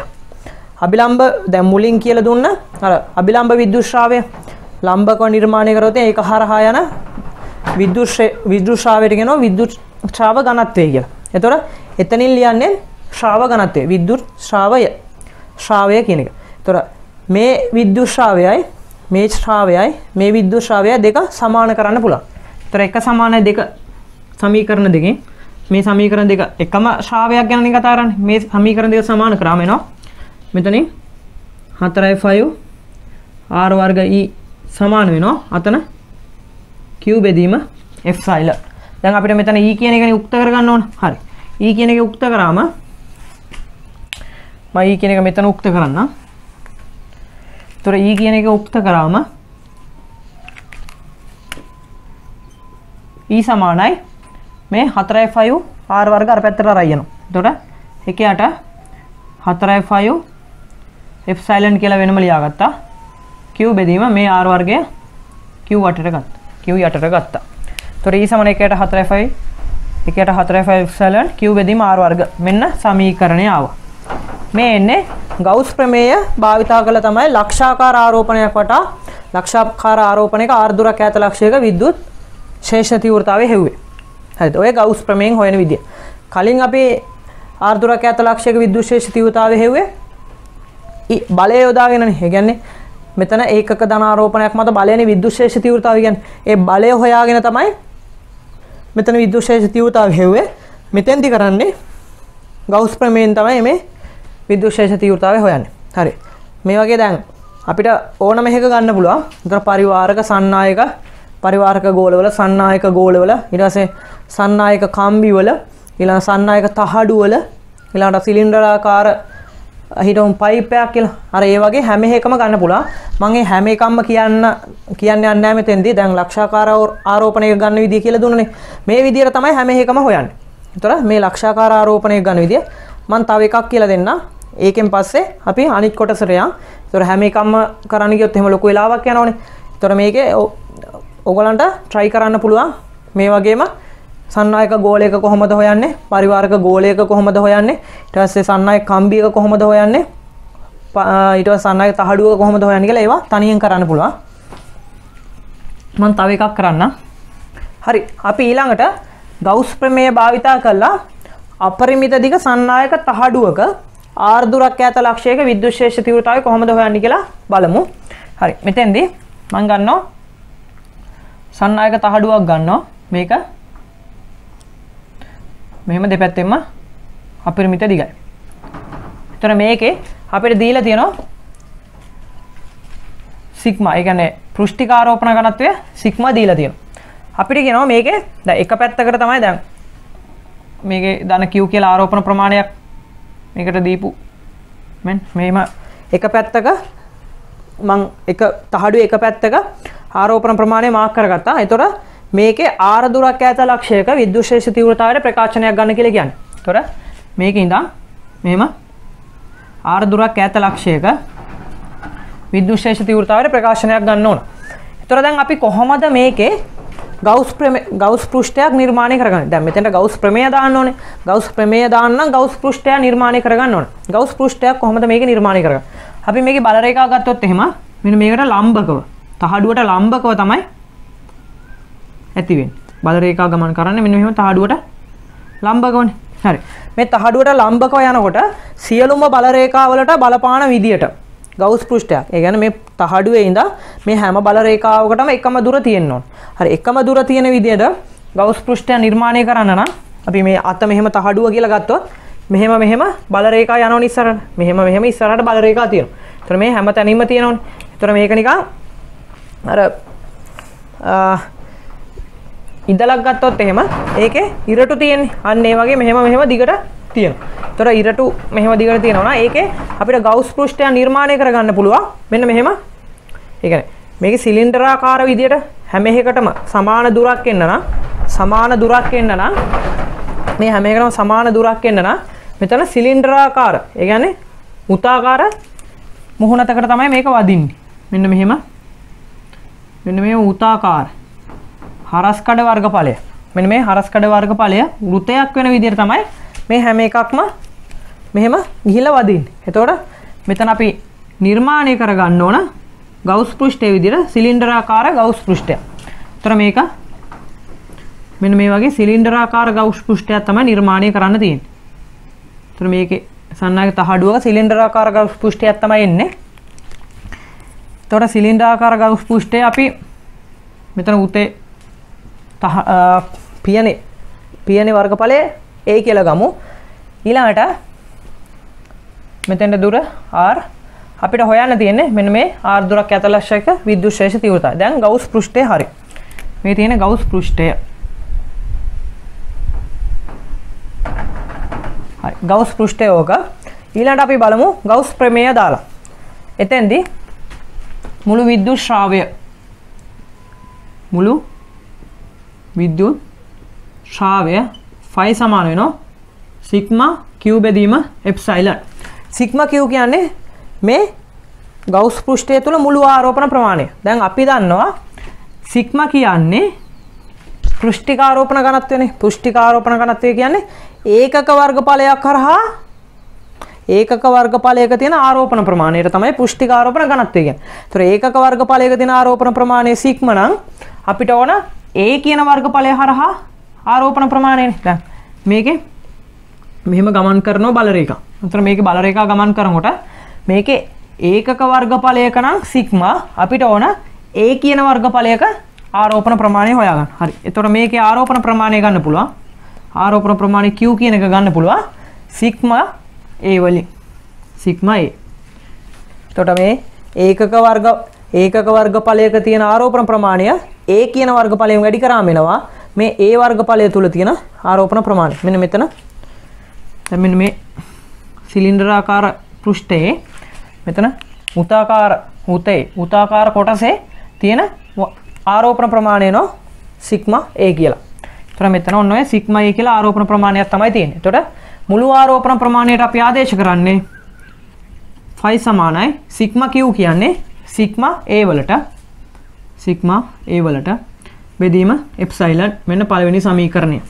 ඊළඟට අපි පාඩම මුලදී කතා කරපු සමීකරණය phi සමානයි A ඊට අනුව අභිලම්බ විද්‍යුත්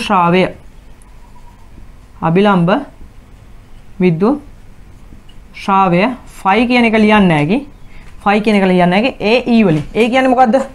අභිලම්බ වර්ගඵලය. ඒතර මේකේ අභිලම්බ වර්ගඵලය වෙන්නේ A. මෙන්න A. ඒතර අපිට හොයන්න ඕන විද්‍යුත් ශේෂ තීව්‍රතාවය E කියන එක. මෙන්න E. මෙන්න 2. මෙන්න මේ 1 2 සමාන කරාම A E සමානයි සිග්මා A බෙදීම එප්සයිලන්. Aට A කපලා ගියා. E සමානයි සිග්මා බෙදීම එප්සයිලන්. හරි. මෙන්න මේ සිග්මා බෙදීම එප්සයිලන් කියන එක මොකද්ද වෙන්නේ? කියන්නේ මේ විද්‍යුත් ශේෂ තීව්‍රතාවය E කියන එක ගන්න එක සිග්මා බෙදීම එප්සයිලන් වලින්. සිග්මා කියන්නේ පෘෂ්ඨික ආරෝපණ ඝනත්වය ඒක නියතයක්. එප්සයිලන් කියන්නේ මාධ්‍යයේ පාරවේදතාවය ඒක නියතයක්. එහෙනම් සිග්මා බෙදීම එප්සයිලන් කියන එක නියතයක්. එහෙනම් සන්නායක තහඩුවක R දුරක් ඈත ලක්ෂයක විද්‍යුත් ශේෂ තීව්‍රතාවය කියන්නේ නියත අගයක්. මේක වෙනස් වෙන්නේ නැහැ. කියන්නේ විද්‍යුත් ශේෂ තීව්‍රතාවය මේක කොච්චර දුරට ගියත් මේ සන්නායක තහඩුවේ ඉඳන් කොච්චර දුරට ගියත් මේ R කියන එක කොච්චර කුඩා වුණත් කොච්චර දුර වුණත් මේකේ විද්‍යුත් ශේෂ තීව්‍රතාවය වෙනස් වෙන්නේ නැහැ. ඒක නියත අගයක්. හරි ඒක හොඳට මතක තියාගන්න. ඔය විභාගේ පාස් පේපර්ස් වල එහෙම ඔන්න ඔය ඕක ගැන ගොඩක්ම අහලා තියෙනවා. ඒ කියන්නේ සන්නායක තහඩුවක R දුරක් ඈත ලක්ෂයක විද්‍යුත් ශේෂ තීව්‍රතාවය කියන එක දුරත් එක්ක වෙනස් වෙන්නේ නැහැ. නියත අගයක් එන්නේ. ඒක හොයන්නේ මුළු විද්‍යුත් ශ්‍රාවය කියන එක ගවුස් ප්‍රමේයයෙන් හොයාගත්තා. අභිලම්බ විද්‍යුත් ශ්‍රාවය ගන්න පුළුවන් phi සමානයි A E වලින්. ඒ දෙක සමාන කරලා E සමානයි සිග්මා බෙදීම එප්සයිලන් කියලා උත්තරේ ගත්තා. හරි. ගවුස් ප්‍රමේයයෙන් මම මෙච්චරයි කරන්න බලාපොරොත්තු වෙන්නේ. කියන්නේ දැන් හැම එකම කරන්න බෑනේ ලොකු වෙලාවක් යනවනේ. ඒතර වීඩියෝ එකක් දික් වෙනවා. ඕගොල්ලන් තනියම try කරන්න කොහොමද සන්නායක ගෝලයක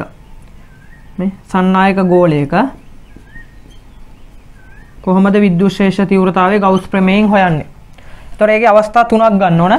මේ ගෝලයෙන් පිටත, ගෝලය තුල, ගෝලය ඇතුලේ කියලා තුනක් ගන්න ඕන. පරිවාරක ගෝලයක කොහොමද විද්‍යුත් ශේෂ තීව්‍රතාවය වෙනස් වෙන්නේ කියලා එකත් ගවුස් ප්‍රමේයයෙන් හොයන්න. ඒතර ඒකෙත් අවස්ථා තුනක් ගන්න ඕන. ගෝලයෙන් පිටත, ගෝලය මත, ඒ කියන්නේ පෘෂ්ඨය මත, ගෝලය තුල කියලා තුනක් එනවා. ඊළඟට තව ඔය අපරිමිත දිග සන්නායක කම්බි වල R දුරක් ඈත ලක්ෂයක විද්‍යුත් ශේෂ තීව්‍රතාවය හොයන එක. ඊළඟට අනන්තය කරා දිගට යන සිලින්ඩරාකාර බඳුනක. හිතනවා මේකේ ඝනකමකුත් හිතේනවයි කියලා. සිම්පල් A කියලා. මෙම සිම්පල් A කියලා ඝනකමකුත් තියෙන සිලින්ඩරාකාර පයිප් එක විද්‍යුත් ශේෂ තීව්‍රතාවය R දුරක් ඈත ලක්ෂයක විද්‍යුත් ශේෂ තීව්‍රතාවය කොහොමද ගන්න කියලා ඒ හැම එකක්ම තනියම කරන්න මේ ගවුස් ප්‍රමේය යොදාගෙන කරන්න තියෙන මේ වගේම තමයි. මුළු විද්‍යුත් ශ්‍රාවය ලියාගත්තා ගවුස් ප්‍රමේයයෙන්. ඊළඟට අභිලම්බ විද්‍යුත් ශ්‍රාවය ලියාගත්තා phi සමානයි A E වලින්. මේ දෙක සමාන කරලා තමයි උත්තර ගන්න තියෙන්නේ. හොඳට මතක තියාගන්න. මෙතන ගවුස් ප්‍රමේය මේ සිග්මා Q කියනකොට මුළු ආරෝපණ ප්‍රමාණය ආදේශ කරන්න ඕන ගවුස් පෘෂ්ඨය තුල තියෙන. හරි. අපි ඊළඟට විද්‍යුත් විභවය ගැන කතා කරමු. විද්‍යුත් විභවය. මොකද්ද මේ විද්‍යුත් විභවය? ඉස්සර වෙලාම අපි අර්ථ දැක්වීම මොකද්ද කියලා කතා කරමු.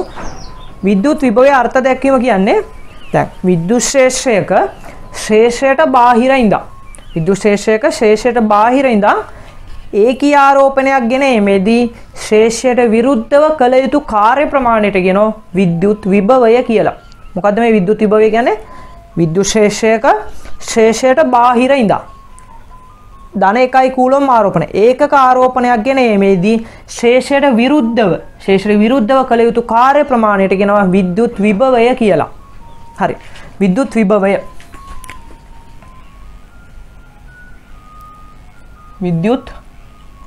විභවය V කියන එක කොහොමද ගන්න කියලා බලමු. විද්‍යුත් විභවය V කියන්නේ අපි දන්නවා ශේෂයට විද්‍යුත් ශේෂයක් තියෙනවා. ඒ ශේෂයට බාහිර ඉඳන් 1 කූලම් ආරෝපණය ඒකක ආරෝපණයක් ශේෂයට ගෙන එමේදී ශේෂයට විරුද්ධව කළ යුතු කාර්ය ප්‍රමාණයට කියනවා විද්‍යුත් විභවය කියලා. හරි. මට 1 කූලම් ආරෝපණයක් මං හෙව්වා මට හොයාගන්න බැරි වුණා. හරි. මම ඊට පස්සේ කරේ මට හොයාගන්න පුළුවන් වුණා ධන Q කියලා ආරෝපණයක්. මම මේ ධන Q කියන ආරෝපණය ශේෂයට බාහිර ඉඳන් ශේෂය තුල ලක්ෂයකට ගෙනාවා. ගේනකොට මට ඒ සඳහා වැය වුණා W කියලා කාර්ය ප්‍රමාණයක්. මම W කියලා කාර්ය ප්‍රමාණයක් ඒකට වැය කරා. එතකොට මම දන්නවා Q කියලා ආරෝපණ ප්‍රමාණය ධන Q කියන ආරෝපණ ප්‍රමාණය ශේෂයට ගෙනීමේදී මම W කියලා කාර්ය ප්‍රමාණයක් කරා. ඒක මට හොයාගන්න පුළුවන් වුණා. එතකොට මට හොයාගන්න පුළුවන් ඒකක ආරෝපණයක් මම ගෙනාව නම් කොච්චර කාර්ය ප්‍රමාණයක් කරන්න ඕනද කියලා. එතකොට W බෙදීම Q වලින් ඒක හොයන්න පුළුවන්. හරිද? එතකොට මේ ඒකක ආරෝපණයක් ශේෂයක් මත ලක්ෂයකට ගෙනීමේදී ශේෂයට විරුද්ධව කරන්න ඕන කාර්ය ප්‍රමාණයට කියනවා මොකද්ද? විද්‍යුත් විභවය කියලා. V සමානයි W බෙදීම Q. හරිද? V සමානයි W බෙදීම Q. මෙතන සමීකරණය හදාගන්න පුළුවන් W සමානයි Q V සමීකරණය. W සමානයි Q V සමීකරණය. හරි. එතකොට මේ අපි V කියන එකේ ඒකකය V වල යුනිට් එක ගන්න පුළුවන්. W කාර්ය ඒක ජූල් වලින් මනින්නේ. ආරෝපණය Q කූලොම් වලින්. J C ඍණ 1 මේ V වල යුනිට් එක. හරි. ඊළඟට අපි බලමු මේ දැන් විද්‍යුත් විභවය කියන්නේ මේ විද්‍යුත් විභවයේ අර්ථ දැක්වීමෙන් තමයි මේ සමීකරණය ගත්තේ. ඒ කියන්නේ මේ සමීකරණය කටපාඩම් කරන් ඉන්න ඕනේ. අපි මේ විභවය කියන්නේ මොකක්ද කියලා හොඳට ඔළුවට අරගෙන තියෙන්න ඕනේ. එතකොට මේ සමීකරණය ගන්න පුළුවන්. හරි අපි ඊළඟට බලමු ලක්ෂාකාර ආරෝපණයක්. දැන් මේකේ දැන් මේ W සමානයි QV නේ. ඒතර දැන් මම ඒ ශේෂයට විරුද්ධව කළ කාර්ය ප්‍රමාණය තමයි මේ W සමානයි QV කියන්නේ. ඒතර මේ කාර්ය ප්‍රමාණයම තමයි ආරෝපණයේ ගබඩා වෙන්නේ.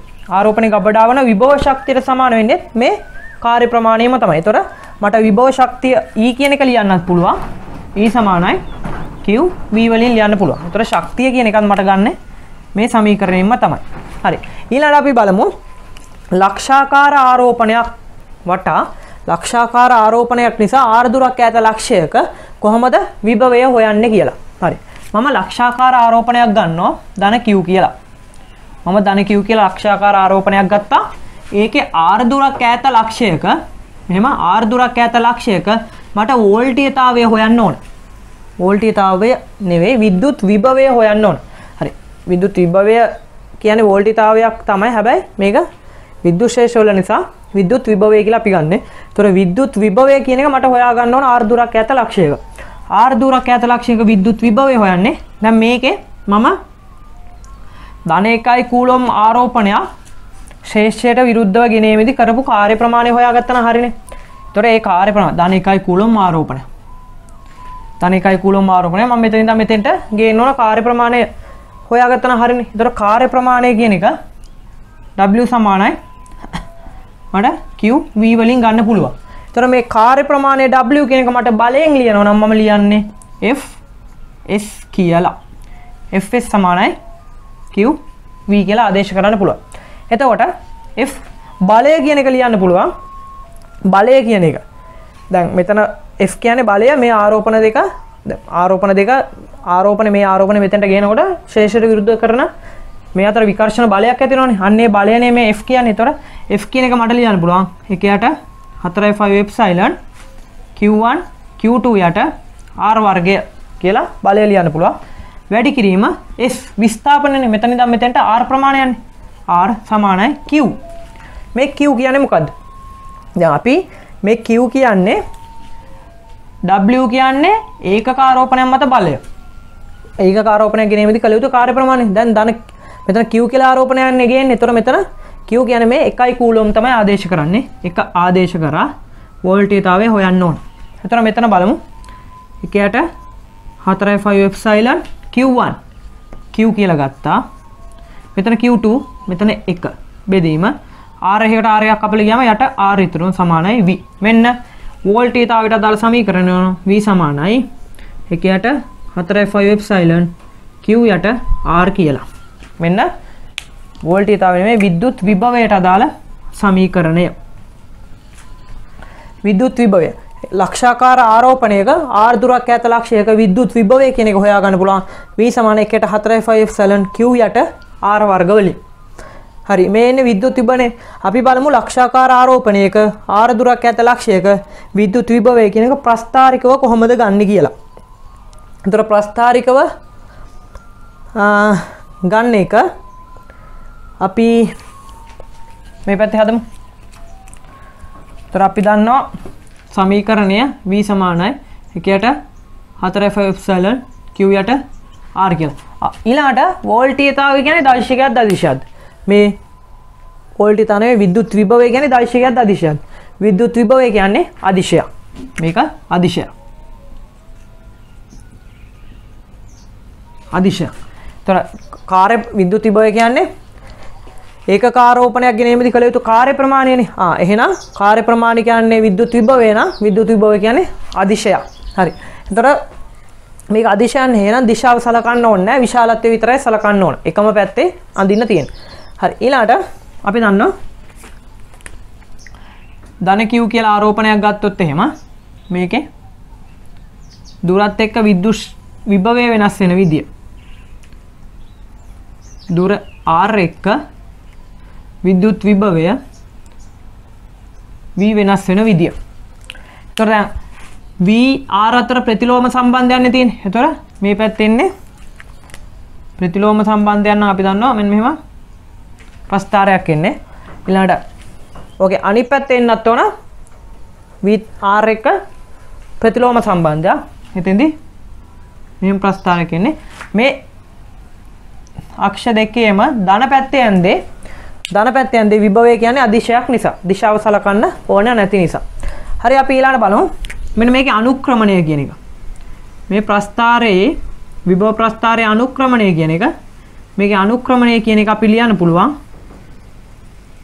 අනුක්‍රමණය කියන්නේ dv යට dr නේ. ඒතර මේ අනුක්‍රමණයේ ඍණාගයට කියනවා විද්‍යුශේෂ තීව්‍රතාවය E කියලා. කියන්නේ E සමාන වෙනවා ඍණ අනුක්‍රමණයට. අනුක්‍රමණයේ ඍණාගයට මෙන්න මේක ගොඩක් වැදගත් වෙන සම්බන්ධතාවයක්. ඒ කියන්නේ ඔය ගොඩක් ප්‍රස්ථාරවල විභව ප්‍රස්ථාරය දීලා විද්‍යුශේෂ තීව්‍රතාවයේ ප්‍රස්ථාරය හොයන්න කියනවා. එතකොට විද්‍යුශේෂ තීව්‍රතාවයේ ප්‍රස්ථාරය දීලා විභව ප්‍රස්ථාරය හොයන්න කියලා කියනවා. එතකොට මෙන්න මේ සම්බන්ධතාවය ගොඩක් වැදගත් වෙනවා. විද්‍යුශේෂ තීව්‍රතාවයේ E කියන්නේ විභව අනුක්‍රමණය. විභව අනුක්‍රමණයේ ඍණාගයට.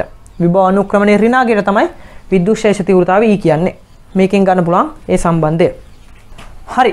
අපි ඊළඟට බලමු කොහොමද සන්නායක ගෝලයක දුර R එක කොහොමද විද්‍යුත් විභවය වෙනස් වෙන්නේ කියලා. හරි සන්නායක ගෝලයක් ගත්තොත් එහෙම මෙන්න සන්නායක ගෝලය. සන්නායක ගෝලයක ආරෝපණ ධන Q කියලා ආරෝපණයක් දුන්නොත් මේකට මේකේ වටේ පෘෂ්ඨයේනේ ආරෝපණ පැතිරෙන්නේ ඒකාකාරව. ඒතර මේකේ R කැපිටල් R කියලා ගත්තොත් එහෙම මෙන්න මේ R දුරක් ඈත ලක්ෂයක කොහොමද විභවය වෙනස් වෙන්නේ? විභවය කොහොමද ගන්නෙ? උතර මෙතන අවස්ථා තුනක් එනවා. එතකොට R කියන එක විශාල කැපිටල් R ට වඩා R කියන එක සමානයි කැපිටල් R කියන එක කුඩායි කැපිටල් R. ඔන්න ඔය අවස්ථා තුනනේ.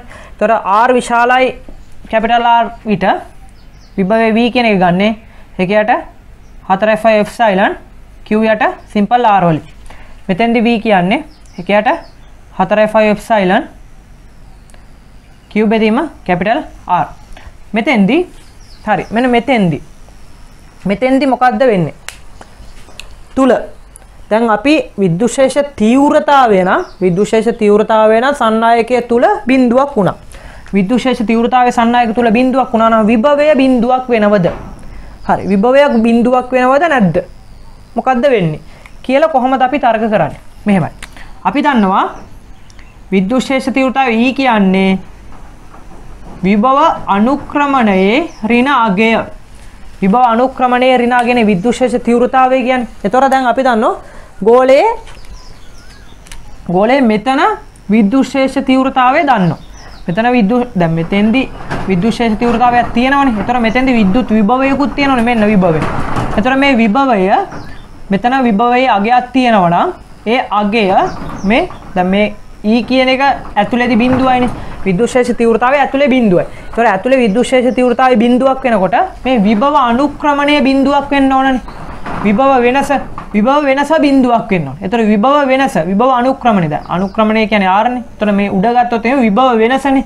විභව වෙනස කියන එක බිඳුවක් වෙන්න ඕනේ. විභව වෙනස බිඳුවක් වෙන්න නම් පෘෂ්ඨයේ විභවයම මේ ඇතුලේ විභවය වෙන්න ඕනනේ. හරි. ඒ කියන්නේ මෙතෙන්දී E කියන එක බිඳුවක් වෙන්න ඕන. E කියන එක බිඳුවක් වෙන්න නම් විභව අනුක්‍රමණය බිඳුවක් වෙන්න ඕන. විභව අනුක්‍රමණය බිඳුවක් වෙන්න නම් විභව වෙනස බිඳුවක් වෙනවා. විභව වෙනස බිඳුවක් වෙන්න නම් පෘෂ්ඨයේ තියෙන විභවයම ඇතුලේ තියෙන්නත් ඕන. හරිද? ඒතොර ඇතුලේ තියෙන්නත් ඕන පෘෂ්ඨයේ තියෙන විභවයමයි. එහෙනම් ඇතුලේ වෙන්නේ ඒකයට 4.5 එප්සයිලන් Q යට කැපිටල් R. පෘෂ්ඨයේ විභවයම තමයි ඇතුලේ තියෙන්නේ. හරි. එහෙනම් අපි බලමු දුරත් එක්ක සන්නායක ගෝලයක දුර R එක්ක සන්නායක ගෝලයක විභවය වෙනස් වෙන්නේ කොහොමද කියලා. මෙන්න R මේ පැත්තෙන් R අපි දන්නවා සන්නායක ගෝලයේ පෘෂ්ඨය තුල විභවය මේ එකම අගයක් තියෙන. ඒතොර පෘෂ්ඨයේ විභවයමයි ඇතුලේ තියෙන්නේ. ඒක නියතයි. නියත අගයක තියෙනයි වෙනස බිඳුවක් වෙන්න ඕන. එතකොට ඈතට යන්න විභවය දුරත් එක්ක ප්‍රතිලෝමව සම්බන්ධයක් තියෙන. එතකොට අඩු වෙනවා. ඍණ පැත්ත ගත්තොත් මේකත් ධන පැත්තේම තමයි අඳින්න ඕනේ. ඒ මොකද විභවය කියන්නේ අදිශයක් නිසා. මෙතන මෙන්න මේ වගේ ප්‍රස්ථාරයක් එන්නේ. ඔන්න සන්නායක ගෝලයක විද්‍යුත් විභවය දුරත් එක්ක වෙනස් වෙන විදිය. මේ ප්‍රස්ථාරය. මෙතන පෘෂ්ඨයේ විභවය මේ නියත අගය මේකේ අගය වෙන්නේ 1යට 4.5 එප්සයිලන් Q යට කැපිටල් R කියන එක. හරි. ඔය විභවය සන්නායක ගෝලයක විභවය. අපි ඊළඟට බලමු පරිවාරක ගෝලයක විභවය කොහොමද කියලා. පරිවාරක ගෝලයක් ගත්තොත් එහෙම පරිවාරක ගෝලයකට ධන Q කියලා ආරෝපණ ප්‍රමාණයක් දුන්නම ඒක පෘෂ්ඨය තුල ඒකාකාරව පැතිරෙනවා. මෙන්න මෙහෙම ඒකාකාරව පැතිරෙනවා. ඒතර මේකේ දුරත් එක්ක කැපිටල් R කියලා අරය ගත්තොත් මේකේ දුරත් එක්ක සිම්පල් R එක විභවය වෙනස් වෙන විදිය. ඒතර මේකේ අවස්ථා තුනක් එනවා. කැපිටල් R විශාලයි, සිම්පල් R විශාලයි කැපිටල් R ට වඩා, සිම්පල් R සමානයි කැපිටල් R, සිම්පල් R කුඩයි කැපිටල් R ගෝලය තුල. හරිද? අපි දන්නවා පිටත ලක්ෂයක සාමාන්‍ය විදියටමයි බල රේඛා ගමන් කරනවා. එතකොට පිටත ලක්ෂයක විභවය V කියන්නේ එකයට 4.5 එප්සයිලන් Q බෙදීම සිම්පල් R පෘෂ්ඨය තුල විභවය V කියන්නේ එකයට 4.5 එප්සයිලන් Q බෙදීම කැපිටල් R. ගෝලය තුල මොකද වෙන්නේ විභවයට? ගෝලය තුල විභවයට මොකද්ද වෙන්නේ? හරි. ඒක තර්ක කරන්න ඕන මෙහෙමයි. අපි දන්නවා E විද්‍යුත්ශේෂ තීව්‍රතාවය කියන්නේ ඍණ විභව අනුක්‍රමණයට. ඍණ විභව අනුක්‍රමණයටනේ විද්‍යුත්ශේෂ තීව්‍රතාවය කියන්නේ. එතකොට අපි දන්නවා පරිවාරක ගෝලයක නම් විද්‍යුත්ශේෂ තීව්‍රතාවය. පරිවාරක ගෝලයක නම් මෙන්න දුරත් එක්ක විද්‍යුත්ශේෂ තීව්‍රතාවය නියත කියන්නේ ඇතුලේ මේ තුල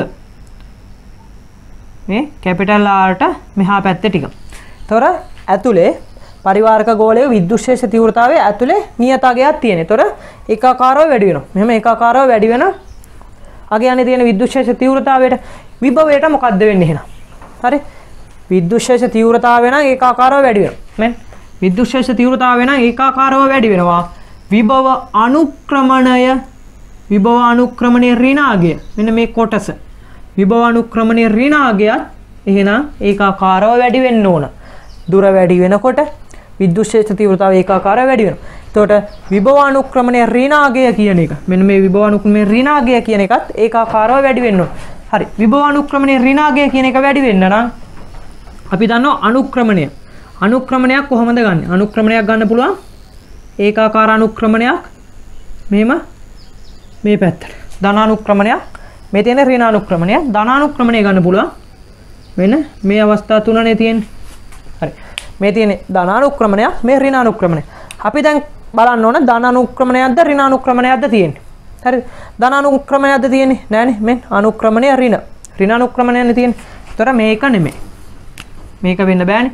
එහෙනම් මේ තුනෙන් එකක් එන්න ඕන. මෙතන ඒකාකාරව වැඩි වෙනවා නම් මේක අනුක්‍රමණය ඒකාකාර වෙන්න බෑනේ. right. මේ E කියන එක වැඩි වෙනවා. එහෙනම් මේ අනුක්‍රමණයේ ඍණාගය මේ අනුක්‍රමණය කියන එකත් ඒකාකාරව වැඩි වෙනවා. එතකොට අනුක්‍රමණය ඒකාකාරව වැඩි වෙනවා නම් ඒක නියත මෙහෙම ඒක වැඩි වෙන අනුක්‍රමණයක් වෙන්න ඕන. මෙහෙම නියත අනුක්‍රමණයක් නෙමෙයි. මේක වෙන්න බෑ. මේකේ නියත අනුක්‍රමණයක් තියෙන්නේ වැඩි වෙන අනුක්‍රමණයක් වෙන්න. එතකොට මේ සම්පූර්ණ එක වැඩි වෙන්න නම් මේ ඇතුලේ තියෙන එක. මේක ඍණාගයනේ තියෙන්නේ. ඍණාගය මේකේ කේන්ද්‍රයේ ඉඳන් ඈතට යනකොට කේන්ද්‍රයේ මැද ඉඳන් ඈතට යනකොට මෙන්න බෑවුම මොකද්ද වෙන්නේ කියලා බලන්න තියෙනවා. දැන් මේකේ නම් මේ කෑල්ලේ නම් බෑවුම එන්න වැඩි වෙනවා. මේ කෑල්ලේ නම් බෑවුම එන්න අඩු වෙනවා. එතකොට බෑවුම එන්න වැඩි වෙනවද බෑවුම එන්න අඩු වෙනවද කියලා බලන්න ඕන. එතකොට කේන්ද්‍රයේ ඉඳන් ඈතට යනකොට විද්‍යුත් ශේෂ තීව්‍රතාවය E නම් වැඩි වෙනවා. E වැඩි වෙනවයි කියන්නේ බෑවුම එන්න වැඩි වෙන්න ඕන. අනුක්‍රමණය එන්න වැඩි වෙන්න ඕන. මේක වැඩි වෙනකොට මේකත් වැඩි වෙන්න ඕන. නේද? අනුක්‍රමණයේ ඍණාගය එන්න වැඩි වෙන්න ඕන. එන්න වැඩි වෙන්නේ මෙන්න මේකේ. මෙන්න ආරම්භයේදී අඩුව ගැතේන එහාට යනකොට වැඩි වෙනවා. මෙන්න මේක. මේක නෙමෙයි. හරි. එතකොට මෙන්න මේක තමයි එන්න ඕන ඇතුලේ. සන්නායකය පරිවාරකයක් තුල විද්‍යුත් ශේෂ තීව්‍රතාවය. හරි. ඒකේ ප්‍රස්ථාරය අන්තිම බලන්න එහෙනම්. අපිට අඳින්න තියෙන්නේ දුරත් එක්ක R එක්ක විද්‍යුත් විභවය වෙනස් වෙන විදිය. ඒතර මේකේ මෙහෙම ගත්තොත් එහෙම අපි දන්නවා පෘෂ්ඨයට එනකම් මෙහෙම ඈතට යනකම් අඩු වෙනවා. පෘෂ්ඨයට එනකම් ඈතට යනකම් අඩු වෙනවා. හරි. ඊළඟට ඇතුළේදී මොකද්ද වෙන්නේ? ඇතුළේදී දැන් මම කිව්වා මෙතන ඉඳන් කේන්ද්‍රයට යනකම්. මෙහෙම ප්‍රස්ථාර කෑල්ලන්න එන්න ඕන කිව්වේ. දැන් මම කලින් කිව්වනේ මේ වගේ කෑල්ලක් එන්න ඕන කියලා. එතකොට මේ වගේ කෑල්ලක් එන්න නම් මෙන්න මෙතන ඉඳන් මෙන්න මෙහෙම යන්න ඕන. මෙන්න මෙහෙම තමයි හැඩේ එන්න ඕන. ඒතර මේ පැත්ත එක මෙහෙම එන්න. අන්න ප්‍රස්ථාරය. ඔය පරිවාරක ගෝලයක දුරත් එක්ක විද්‍යුත් ශේෂ තීව්‍රතාවයේ E වෙනස් වෙන පරිවාරක ගෝලයක විද්‍යුත් විභවය V වෙනස් වෙන විදිය. මෙන්න ප්‍රස්ථාරය. ඒක තර්ක කරන්න තියෙන මෙන්න මේ සම්බන්ධයෙන්. අපි දන්නවා විද්‍යුත් ශේෂ තීව්‍රතාවය E කියන්නේ ඍණ විභව අනුක්‍රමණයට. මෙන්න මේ සම්බන්ධයෙන් තමයි මේ ප්‍රස්ථාරය තර්ක කරලා ගන්න තියෙන්නේ. මේව කටපාඩම් කරන්න යන්න එපා. මේ ප්‍රස්ථාර මෙහෙම නිකම්ම කුට්ටිය පිටින් කටපාඩම් කරන්න යන්න එපා. මේවා මෙහෙම කටපාඩම් කරන්න යන්න එපා. කොහොමද එන්නේ කියලා තර්ක කරන්න. ඒතර කොහොමද එන්නේ කියලා තර්ක කරාට පස්සේ මේක ලේසියෙන් අමතක වෙන්නේ. කටපාඩම් කරවොත් ඕක අද කටපාඩම් කරලා හෙට වෙනකොට ඕක අමතක වෙනවා. හැබැයි මේක තර්ක කරලා අපි මේක මතක තියාගත්තොත් ඕක අමතක වෙන්නේ ජීවිත කාලයටම මතක හිටිනවා. හරි. ඔය සන්නායක ගෝලයකයි පරිවාරක ගෝලයකයි දුරත් එක්ක විද්‍යුත් විභවය වෙනස් වෙන විදිය. හරි. අපිට ඊළඟට කතා කරන්න තියෙන්නේ විද්‍යුත් ශේෂයක් මත ලක්ෂයක විභවය අඩු ස්ථානයක ඉඳන් විභවය අඩු ස්ථානයක සහ විභවය වැඩි ස්ථානයකට ආරෝපණයක් ධන Q ආරෝපණයක් ගෙන යාමේදී කරන්න ඕන කාර්ය ප්‍රමාණය ගැන කතා කරන්න. හරි. ඒ කියන්නේ මේ අතර විභව අන්තරය ගැන කතා කරන්න තියෙන්නේ. විභව අන්තරය ගැන කතා කරද්දී අපි ධන Q ඒකක ආරෝපණයක් ගෙන යාමේදී කළ යුතු කාර්ය ප්‍රමාණය හොයාගත්තා නම් හරිනේ. විභව අන්තරයක් කියන්නේ ඒකක ආරෝපණයක් ගෙන යාමේදී කළ යුතු කාර්ය ප්‍රමාණයටනේ. එතකොට ධන Q ආරෝපණයක් ගෙන යාමට කළ යුතු කාර්ය ප්‍රමාණය W කියලා හොයාගත්තොත් මෙතන විභව අන්තරය V2 ඍණ V1 කියන එක සමානයි V. විභව අන්තරය V කියන එක ලියන්න පුළුවන් අපිට. එතකොට මෙතන ඒකක ආරෝපණයක් ගෙන යාමේදී කළ යුතු කාර්ය ප්‍රමාණය W බෙදීම Q වෙනවා. එතකොට විභව අන්තරයේ V සමාන වෙනවා W බෙදීම Q වලින් W සමානයි QV කියලා එනවා. කලින් සමීකරණයම තමයි. ඒ කියන්නේ විභවයේ අඩු ස්ථානයක ඉඳන් විභවයේ වැඩි ස්ථානයකට විභවයේ අඩු තැනක ඉඳන් විභවයේ වැඩි තැනකට ධන Q කියලා ආරෝපණයක් ගෙන යාමේදී ඒ අතර විභව අන්තරය කොහොමද ගන්නෙ? විභව අන්තරයේ V කියන එක ගන්න පුළුවන් W බෙදීම Q වලින්. එතකොට මෙන්න මේ විභව අන්තරය W සමාන QV වලින් ගන්න මේ W කාර්ය ප්‍රමාණය ඒ ආරෝපණයේ විභව ශක්තිය විදියට ගබඩා වෙනවා. එතකොට මේ ආරෝපණයේ විභව ශක්තිය විදියට W කියන එක ගන්න පුළුවන්. එතකොට W කියන්නේ ශක්තිය. E සමානයි QV කියලා ගන්න පුළුවන්. ඔය ශක්තියට අදාළ සමීකරණය. හරි. අපි ඊළඟට විද්‍යුත් ක්ෂේත්‍රයක මෙන්න මේ සම්බන්ධය දැන් මම කියන්න යන එක ගොඩක් වැදගත් වෙනවා. ගණන් වලට අහලා තියෙන ඔය දාරිත්‍රක ගණන් හදන්න යද්දි ගොඩක් වැදගත් වෙන සම්බන්ධයක් ගැන කියලා දෙන්න හදන්නේ. මේක කියන්නේ විද්‍යුත් ක්ෂේත්‍රයක් තුල විද්‍යුත් ක්ෂේත්‍රයක් තුල මෙහෙම විද්‍යුත් ක්ෂේත්‍රයක් තියෙනවා මේ පැත්තට. විද්‍යුත් ක්ෂේත්‍රයක් තුල සමාන්තරව විද්‍යුත් ක්ෂේත්‍රයක සමාන්තර D පරතරයක විද්‍යුත් ක්ෂේත්‍රයක් තුල සමාන්තරව යම් දිගක් ගත්තොත් සමාන්තර දිගක් කරහා විභව අන්තරය කොහොමද ගන්නෙ කියලා. විභව අන්තරය ගන්නෙ මෙහෙමයි. විද්‍යුත් ක්ෂේත්‍රයක් තියෙනවා මේකේ විද්‍යුත් ක්ෂේත්‍ර තීව්‍රතාවය E වන විද්‍යුත් ක්ෂේත්‍රයක් තියෙනවා. එතකොට මේකේ විද්‍යුත් ක්ෂේත්‍රයට සමාන්තර දිගක් ගන්නවා D කියලා. මෙතන විභවයේ V1 මෙතන විභවයේ V2 කියලා හිතන්න. ඒතර මේ සමාන්තර දිගක විද්‍යුත් ක්ෂේත්‍රයට සමාන්තර D පරතරයක් කරහා විභව අන්තරය V කියන එක ගන්න පුළුවන් අපිට D පරතරයක් කරහා විභව අන්තරය V නම් ඒකක දිගක් කරහා විභව අන්තරය V බෙදීම D කියන එක. ඒකක දිගක් කරහා විභව අන්තරය V බෙදීම D කියන එක අපිට සංඛ්‍යාත්මකව එතන සංඛ්‍යාත්මකව ඔප්පු කරන්න පුළුවන්. ඒක විද්‍යුත් ක්ෂේත්‍ර තීව්‍රතාවයට සමානයි කියලා. එතකොට ඒකක දිගක් කරහා විභවය අපි ඒකක දිගක් කරහා විභවය කියන එක සංඛ්‍යාත්මකව අපිට ඒක හොයා ගන්න පුළුවන්. එතන විද්‍යුත් ක්ෂේත්‍ර තීව්‍රතාවයට සමානයි කියලා. එතකොට මේ ඒකක දිගක් කරහා විභවයට කියනවා අපි විද්‍යුත් ක්ෂේත්‍ර තීව්‍රතාවය E සමානයි V බෙදීම D කියලා. මේ සමීකරණය ගොඩක් වැදගත් වෙනවා. එතකොට මේ V කියන්නේ විභව අන්තරය. මේක විභව අන්තරය.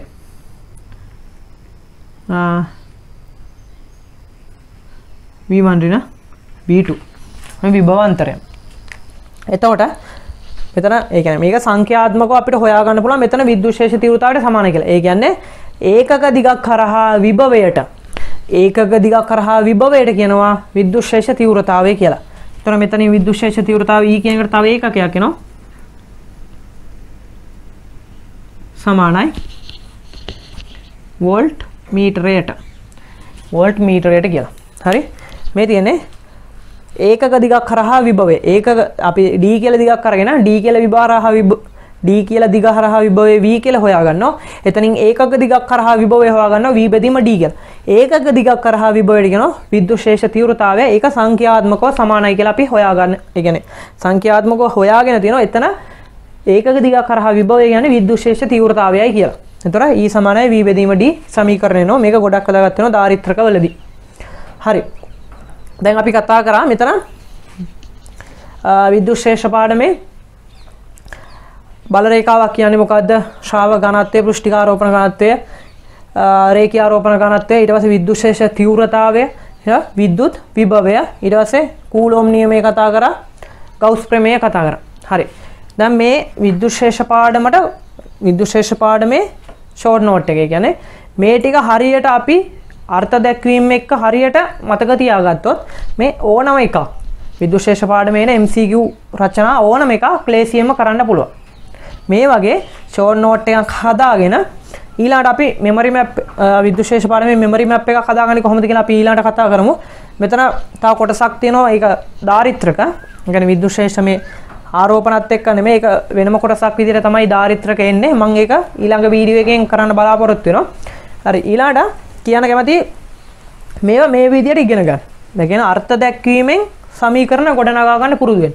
එතකොට අර ලේසියෙම අපිට ඒ කරුණු මතක තියාගන්න පුළුවන්. අන්න එහෙම පාඩම් කරන්න. ඊළඟට කියන්න ඕන මෙහෙම ෂෝට් නෝට් එකක් අපි නිර්මාණය දැන් පුරුදු වෙන්න මේ වගේ ෂෝට් නෝට් එකක් හදාගන්න. ෂෝට් නෝට් එකක් හදාගෙන ඒකෙන් මෙමරි මැප් එකක් හදාගන්න. එතකොට මම මේකෙදි කියනවා දැන් මම මේ උගන්වපු විද්‍යුත් ශේෂ ටිකෙන් කොහොමද මෙමරි මැප් එකක් හදාගන්න කියලා මම දැන් කියනවා. එතකොට මේක අවසාන ටිකත් බලන්න. එතකොට ඒකෙන් තමන් මේ සම්පූර්ණ ඉගෙනගත්තු ටික මෙමරි මැප් එකකින් මතක තියාගන්න පුළුවන්. හරි. අපි ඊළඟට කරන්න යන්නේ විද්‍යුත් ශේෂ පාඩමේ වැදගත්ම පාර්ට් එක. ඒ කියන්නේ අපි දැන් ෂෝට් නෝට් එකක් විද්‍යුත් ශේෂ පාඩමට හදාගත්තා. ඒකෙන් අපි කොහොමද මෙමරි මැප් එකක් හදාගන්නේ කියන එක තමයි දැන් මෙතෙන්දි කරන්න හදන්නේ. එතකොට දැන් ෂෝට් නෝට් එක මෙමරි මැප් එකක් බවට පත් කරගන්න හදන්නේ. එතෙන්දි අපි දැන් මතක් කරගමු ඉස්සරලාම ෂෝට් නෝට් එකේ මුලින් ඉඳන් මොනවද ගියේ? කතා කරා බල රේඛා. හරි ඒක ඕනේ නැහැ. ඒක මතක තියාගන්න පුළුවන්. බල රේඛාවක් ගැන එච්චරම වැදගත් වෙන්නේ නැහැ. හැබැයි රේඛීය ආරෝපණ ඝනත්වය, පෘෂ්ඨික ආරෝපණ ඝනත්වය, ශ්‍රාව ඝනත්වය, විද්‍යුත් ශේෂ තීව්‍රතාවය, කූලෝම් නියමය අන්න ඒව ගැනනේ අපි කතා කරේ. හරි. එහෙනම් මෙතෙන්දි අපි ඉස්සරලාම බලමු. රේඛීය ආරෝපණ ඝනත්වය. රේඛීය ආරෝපණ ඝනත්වය ලැම්ඩා කියන එක. ලැම්ඩා කියන එක ගන්න පුළුවන් කිව්වා. රේඛීය ආරෝපණ ඝනත්වය ලැම්ඩා අපි ගත්තේ Q සමානයි ලැම්ඩා L වලින්. Q සමානයි ලැම්ඩා L වලින් ගත්තේ රේඛීය ආරෝපණ ඝනත්වය කියන එක. හරි ඊළඟට අපි කතා කරා පෘෂ්ඨික ආරෝපණ ඝනත්වය. පෘෂ්ඨික ආරෝපණ ඝනත්වය. පෘෂ්ඨික ආරෝපණ ඝනත්වය සිග්මා කියන එක අපි කතා කරා. පෘෂ්ඨික ආරෝපණ ඝනත්වය සිග්මා කියන්නේ Q සමානයි සිග්මා A වලින් තමයි ගත්තේ. ඊළඟට අපි කතා කරා ශ්‍රාව ඝනත්වය. ශ්‍රාව ඝනත්වය. ශ්‍රාව ඝනත්වය E කියන එක. නැත්තම් විද්‍යුත් ශේෂ තීව්‍රතාවයේ E. ශ්‍රාව ඝනත්වයම තමයි විද්‍යුත් ශේෂ තීව්‍රතාවය E කියන්නේ. ඒක ගන්න පුළුවන් කිව්වා. phi සමානයි A E වලින්. phi කියන්නේ ශ්‍රාවයට. phi සමානයි A E වලින් ගත්ත ශ්‍රාව ඝනත්වය. හරි. අපි ඊළඟට කතා කරා කූලෝම් නියමය. කූලෝම් නියමය. කූලෝම් නියමයෙන් විද්‍යුත් ශේෂ තීව්‍රතාවය කූලෝම් නියමයෙන් බලය ආරෝපණ දෙකක් අතර බලය කියන එක ගන්න පුළුවන් කිව්වා. එකයට 4.5 එප්සයිලන් Q1 Q2 යට R වර්ගය. එතකොට ආරෝපණ දෙකක් ධන Q1 ධන Q2 කියලා ගත්තොත් එහෙම මේ අතර ආකර්ෂණ හෝ විකර්ෂණ බලය කියන එක මේ කූලෝම් නියමයෙන් ගන්න පුළුවන් කිව්වා. F = 4.5 එප්සයිලන් Q1 Q2 යට R වර්ගය වලින්. ඔය කූලෝම් නියමය. හරි. ඊළඟට අපි කූලෝම් නියමයේ යොදාගෙන අපි ලක්ෂාකාර ආරෝපණයක් වටා විද්‍යුත් ශේෂ තීව්‍රතාවය හෙව්වා. ඊළඟට ගෝලාකාර වස්තු සන්නායක ගෝල, පරිවාරක ගෝල ඒ වගේ විද්‍යුත් ශේෂ තීව්‍රතාවය හෙවුනේ. එතකොට කූලෝම් නියමය ඇසුරේ විද්‍යුත් ශේෂ තීව්‍රතාවය E කියන එක ගන්න පුළුවන් කිව්වා. අපි කිව්වා විද්‍යුත් ශේෂ තීව්‍රතාවය කියන්නේ ඒකක ආරෝපණයක් මත බලය කියලා. හරි. එතකොට විද්‍යුත් ශේෂ තීව්‍රතාවය E කියන එක ගන්න පුළුවන් කිව්වා. මෙතන F සමානයි Q E සමීකරණේ. එතකොට ඒකක ආරෝපණය මෙහාට ගෙනාවට පස්සේ විද්‍යුත් ශේෂ තීව්‍රතාවය කියන්නේ ඒකක ආරෝපණයක් මත බලය. F සමානයි Q E සමීකරණේ එතනින් ආවා. ඊළඟට ඔය විද්‍යුත් ශේෂ තීව්‍රතාවය E කූලෝම් නියමය ඇසුරේ. ඊළඟට අපි කතා කරා ලක්ෂාකාර ආරෝපණය. ලක්ෂාකාර ආරෝපණයක් වටා ගොඩ නැගෙන එහෙම ධන Q කියලා ගත්තොත් එහෙම ලක්ෂාකාර ආරෝපණයක R දුරක් ඈත ලක්ෂයක විද්‍යුත් ශේෂ තීව්‍රතාවය E කියන එක ලියන්න පුළුවන් කිව්වා. E සමානයි එකයට 4.5 එප්සයිලන් Q යට R වර්ග වලින්. ඔය ලක්ෂාකාර ආරෝපණයක R දුරක් ඈත ලක්ෂයක විද්‍යුත් ශේෂ තීව්‍රතාවය. ඒක ප්‍රස්ථාරගත කරාම දුරත් එක්ක විද්‍යුත් ශේෂ තීව්‍රතාවය E ප්‍රස්ථාරගත කරාම හරි ඊළඟට අපි කිව්වා මේ විද්‍යුත් ශේෂ තීව්‍රතාවය E කියන එක මේක දෛශිකයක් කියලා කිව්වා. මේක දෛශිකයක් කියලා කිව්වා. එතකොට ඒකේ දිශාව ගන්න. ඒකේ දිශාව ගන්න පුළුවන් කිව්වා. ඒකක ධනාරෝපණය ඇතුව ඒ ඒකක ධනාරෝපණය මත බලයේ දිශාව තමයි කිව්වා විද්‍යුත් ශේෂ තීව්‍රතාවයේ දිශාව. එතකොට ඒක ප්‍රස්ථාරය මෙන්න මෙහෙම ප්‍රස්ථාරයක් ආවේ. ඔය ඒක ලක්ෂාකාර ආරෝපණයක් කොට විද්‍යුත් ශේෂ තීව්‍රතාවය.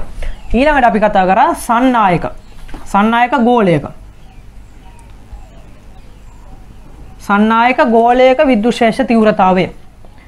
ඒක දුරත් එක්ක කොහොමද වෙනස් වෙන්නේ කියලා. සන්නායක ගෝලයකට ආරෝපණ දුන්නම මෙහෙම වටේ පෘෂ්ඨයේ තමයි ආරෝපණය රැස් වෙනවා කිව්වේ. ඒතර ඒක දුරත් එක්ක විද්‍යුත් ශේෂ තීව්‍රතාවය ඊ වෙනස් වෙන විදිය ප්‍රස්ථාරගත කරාම ආවා. මෙන්න මෙහෙම ප්‍රස්ථාරයක් තමයි එන්නේ.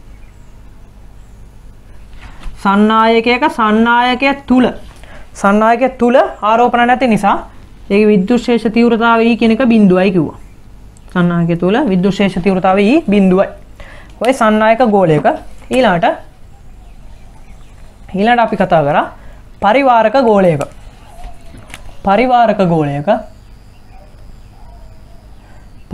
ගෝලයක දුරත් එක්ක විද්‍යුත් ශේෂ තීව්‍රතාවය වෙනස් වෙන විදිය.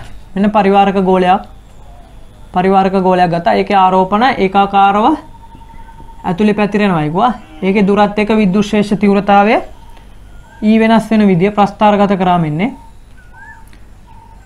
දුර r1 ඊ ප්‍රස්ථාරගත කරාම ඒකේ ආවේ තුල. ඒතර ආරෝපණ ඇතුලේ සන්නායකය ඇතුලේ විද්‍යුත් ශේෂ තීව්‍රතාවයක් තියෙනවනේ. ඒක ඒකාකාරව මෙහෙම සරල රේඛීය වෙනස් වෙනවයි කියලා කිව්වා. ඈතට යනකොට අඩු වෙනවා. එතන මේකේ ඍණ පැත්ත දෛශිකයන් නිසා ඍණ පැත්ත යනවා මේ ටික. අන්න ඔය පරිවාරක ගෝලයක විද්‍යුත් ශේෂ තීව්‍රතාවය ඊ වෙනස් වෙන විදිය. හරි. ඊට පස්සේ අපි කතා කරා විභවය ගැන. පරිවාරක ගෝල වලින් පස්සේ විභවය ගැන කතා කරා.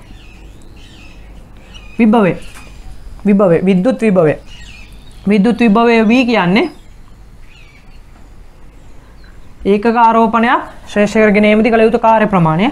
ඒක W සමානයි Q V වලින් ගන්න පුළුවන් Q. එය විභවය. ඊළාට ලක්ෂාකාර ආරෝපණයක්. විභවයයි ආයි ගබඩාවන විද්‍යුත් විභව ශක්තිය E කියන එක ගන්න පුළුවන් ඒ Q V වලින්. ඊළාට ලක්ෂාකාර ආරෝපණයක් වටා විද්‍යුත් විභවය කියන ලක්ෂාකාර ආරෝපණයක් වටා විභවය ගන්න පුළුවන් කිව්වා. ලක්ෂාකාර ආරෝපණයක් දාන Q කියලා ගත්තොත් මේකේ ආර්ධුරක් ඈත ලක්ෂයක විද්‍යුත් විභවය E ගන්න පුළුවන් කිව්වා. විද්‍යුත් විභවය V කියන එක ගන්න පුළුවන් කිව්වා. එකයට 4.5 එප්සයිලන් Q යට R වලින්. ඒකේ දුරත් එක්ක විභවය වෙනස් වෙන විදිය ප්‍රස්ථාරගත කරාම එන්නේ එකම පැත්තේ එන්නේ. ඇයි විභවය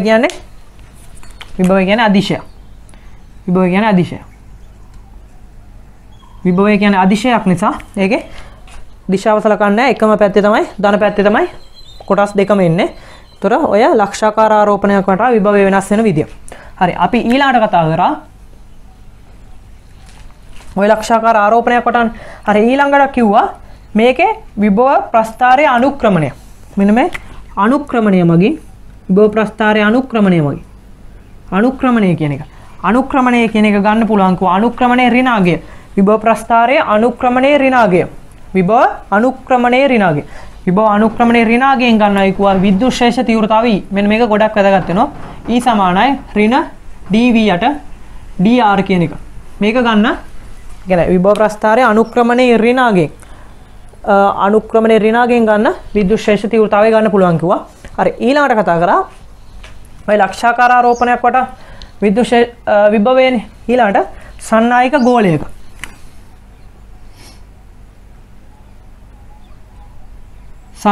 ගෝලයක ආර්ධුරක් ඈත ලක්ෂයක විභවය. සන්නායක ගෝලයක නම් බාහිර පෘෂ්ඨයේ තමයි ආරෝපණය රැස් වෙන්නේ. ඒකේ ආර්ධුරක් ඈත ලක්ෂයක විභවය වෙනස් වෙන විදිය. දුර r1 විභවය වෙනස් වෙන විදිය ප්‍රස්ථාරගත කරාම මේකෙදි දැන් විද්‍යුත් ශේෂ තීව්‍රතාවය නම් මෙතෙන් සන්නායක ගෝලයක විද්‍යුත් ශේෂ තීව්‍රතාවය නම් ඇතුළේදී බිඳුවයිනේ. ඇතුළේදී බිඳුවයි. ඒ කියන්නේ වෙනස බිඳුවක් වෙන්න ඕන. වෙනස බිඳුවක් වෙන්න නම් ඇතුලේ විභවය නියත වෙන්න. මෙන්න මෙහෙම ප්‍රස්ථාරයක් තමයි විභවයට ආවේ. මෙන්න විභවයේ ප්‍රස්ථාරය. ඔය සන්නායක ගෝලයක ඊළඟට පරිවාරක ගෝලයක. ඊළඟට පරිවාරක ගෝලයක දුරත් එක්ක පරිවාරක ගෝලයක දුර r එක්ක විභවය v වෙනස් වෙන විදිය. ඒකෙදි පිටතේදී වෙනසක් නැහැ කලින් වගේමයි. ඇතුළේදී සන්නායක තුලදී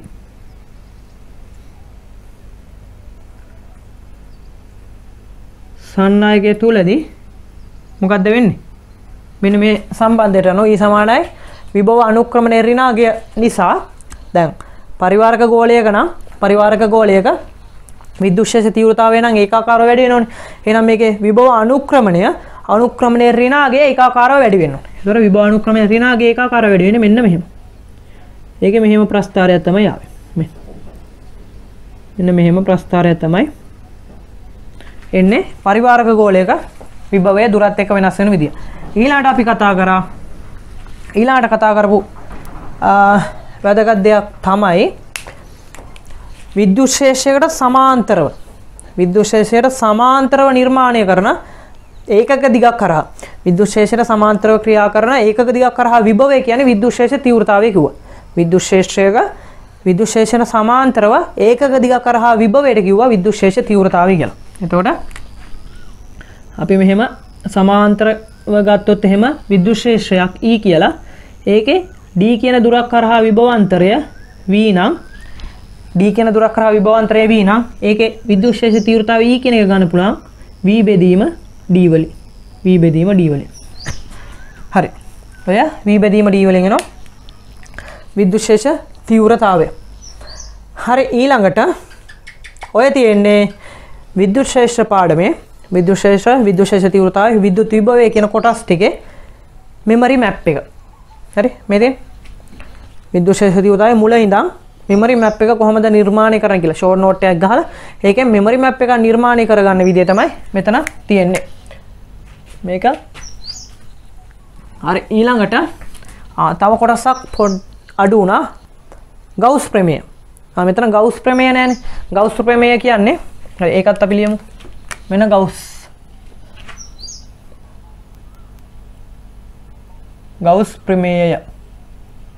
ප්‍රමේය කිව්වේ මුළු විද්‍යුත් ශ්‍රාවය කියන එක. ගවුස් පෘෂ්ඨයක් කරා මුළු විද්‍යුත් ශ්‍රාවය phi කියන එක ගන්න පුළුවන් කිව්වා. සිග්මා q මුළු ආරෝපණ ප්‍රමාණය බෙදනවා එප්සයිලන් වලින්. මුළු ආරෝපණ ප්‍රමාණය එප්සයිලන් වලින් බෙදුවට පස්සේ එනවා ගවුස් පෘෂ්ඨයක් කරා මුළු විද්‍යුත් ශ්‍රාවය. ඔන්න සම්පූර්ණ විද්‍යුත්ශේෂ පාඩමේ මෙමරි මැප් එක. ඔතන දැන් දාරිත්‍රක කොටස වෙනම එන්නේ. ඒක ගැන නෑ. දාරිත්‍රක මම වෙනම වීඩියෝ එකකින් කරන්නම්. ඒකේ ෂෝට් නෝට් එක වෙනම දෙන්නම්. ඒකේ මෙමරි මැප් එකත් එක්ක. හරි මෙන්න තියෙනවා විද්‍යුත්ශේෂ පාඩමේ මෙමරි මැප් එක ෂෝට් නෝට් එකට පස්සේ. ඉස්සර වෙලාවම ෂෝට් නෝට් එක හදාගෙන මෙමරි මැප් එක හදන්න. හරි මේ බෝඩ් එකෙන් විද්‍යුත්ශේෂ පාඩම කොට දාගන්න තියෙනවා. ලේසි සරලයි. ලේසියම මතක තියාගන්න ඕන. දැන් මේක කාඩ් බෝඩ් එකක ලියා ගන්න. දැන් තේ සාමාන්‍ය මෙමරි මැප් එක පොඩි හාෆ් ෂීට් එකක් කරගෙන නැත්නම් කාඩ් බෝඩ් කෑල්ලක් කරගෙන ඒකේ මේ වගේ මෙමරි මැප් එකක් ගහගන්න. ඒකේ දෙපැත්තෙම ගහ ගන්න පුළුවන්. එක පැත්තක නෙමෙයි දෙපැත්තෙම ගහගෙන දැන් ගානක් හදද්දී ඕන වෙනකොට බලලා ගණන් හදන්න. ඒතර ලේසියම මතක තියාගන්න පුළුවන්. හරි. එහෙනම් විද්‍යුත්ශේෂ පාඩම ඉවරයි. මෙමරි මැප් එකයි ෂෝට් නෝට් එකයි. හරි ඊළඟට කියන්න ඕන මේ වැඩේ මෙහෙම දිගටම කරන් යන්න ඕනද නැත්නම් MCQ විතරක්ම කරන්නද මේ ක්‍රමය හොඳයිද කියලා කමෙන්ට් වල සඳහන් කරන්න පුළුවන්. ඊළඟට වීඩියෝ එක හොඳ නම් ලයික් කරන්න. ඊළඟට යාළුවන්ට බලන්න ෂෙයා කරන්න. ඊළඟට කියන්න ඕන මගේ ෆිසික්ස් මාස්ටර් YouTube channel එක තාමත් subscribe කරලා නැත්නම් පහළ තියෙන රතු පාට subscribe button එක click කරලා ඒකම තියෙන bell icon එකත් click කරලා තියාගන්න. එතකොට මම මේ වගේ පාඩමක් ෂෝට් නෝට් එකක් කරලා ඒකේ වීඩියෝ එක දාපු ගමන් මේකේ notification එක බලා ගන්න පුළුවන්. හරි. එහෙනම් මේ වගේ අලුත් පාඩමක දැන් මේකේ විද්‍යුත්ශේෂ දැන් මම කලින් වීඩියෝ එකේදී කරා ගුරුත්ව ශේෂ්ත්‍ර මේකේදී කරා විද්‍යුත්ශේෂ දැන් පාඩම් දෙකක් ඉවරයි. පාඩම් දෙකක් ගොඩ දා ගන්න පුළුවන්. හරි. ඊළඟට අපි තවත් අලුත් වීඩියෝ එකක් සමගින් නැවත හමු වන බලාපොරොත්තු වෙන ඔබට සුබ දවසක් කියලා ප්‍රාර්ථනා කරනවා.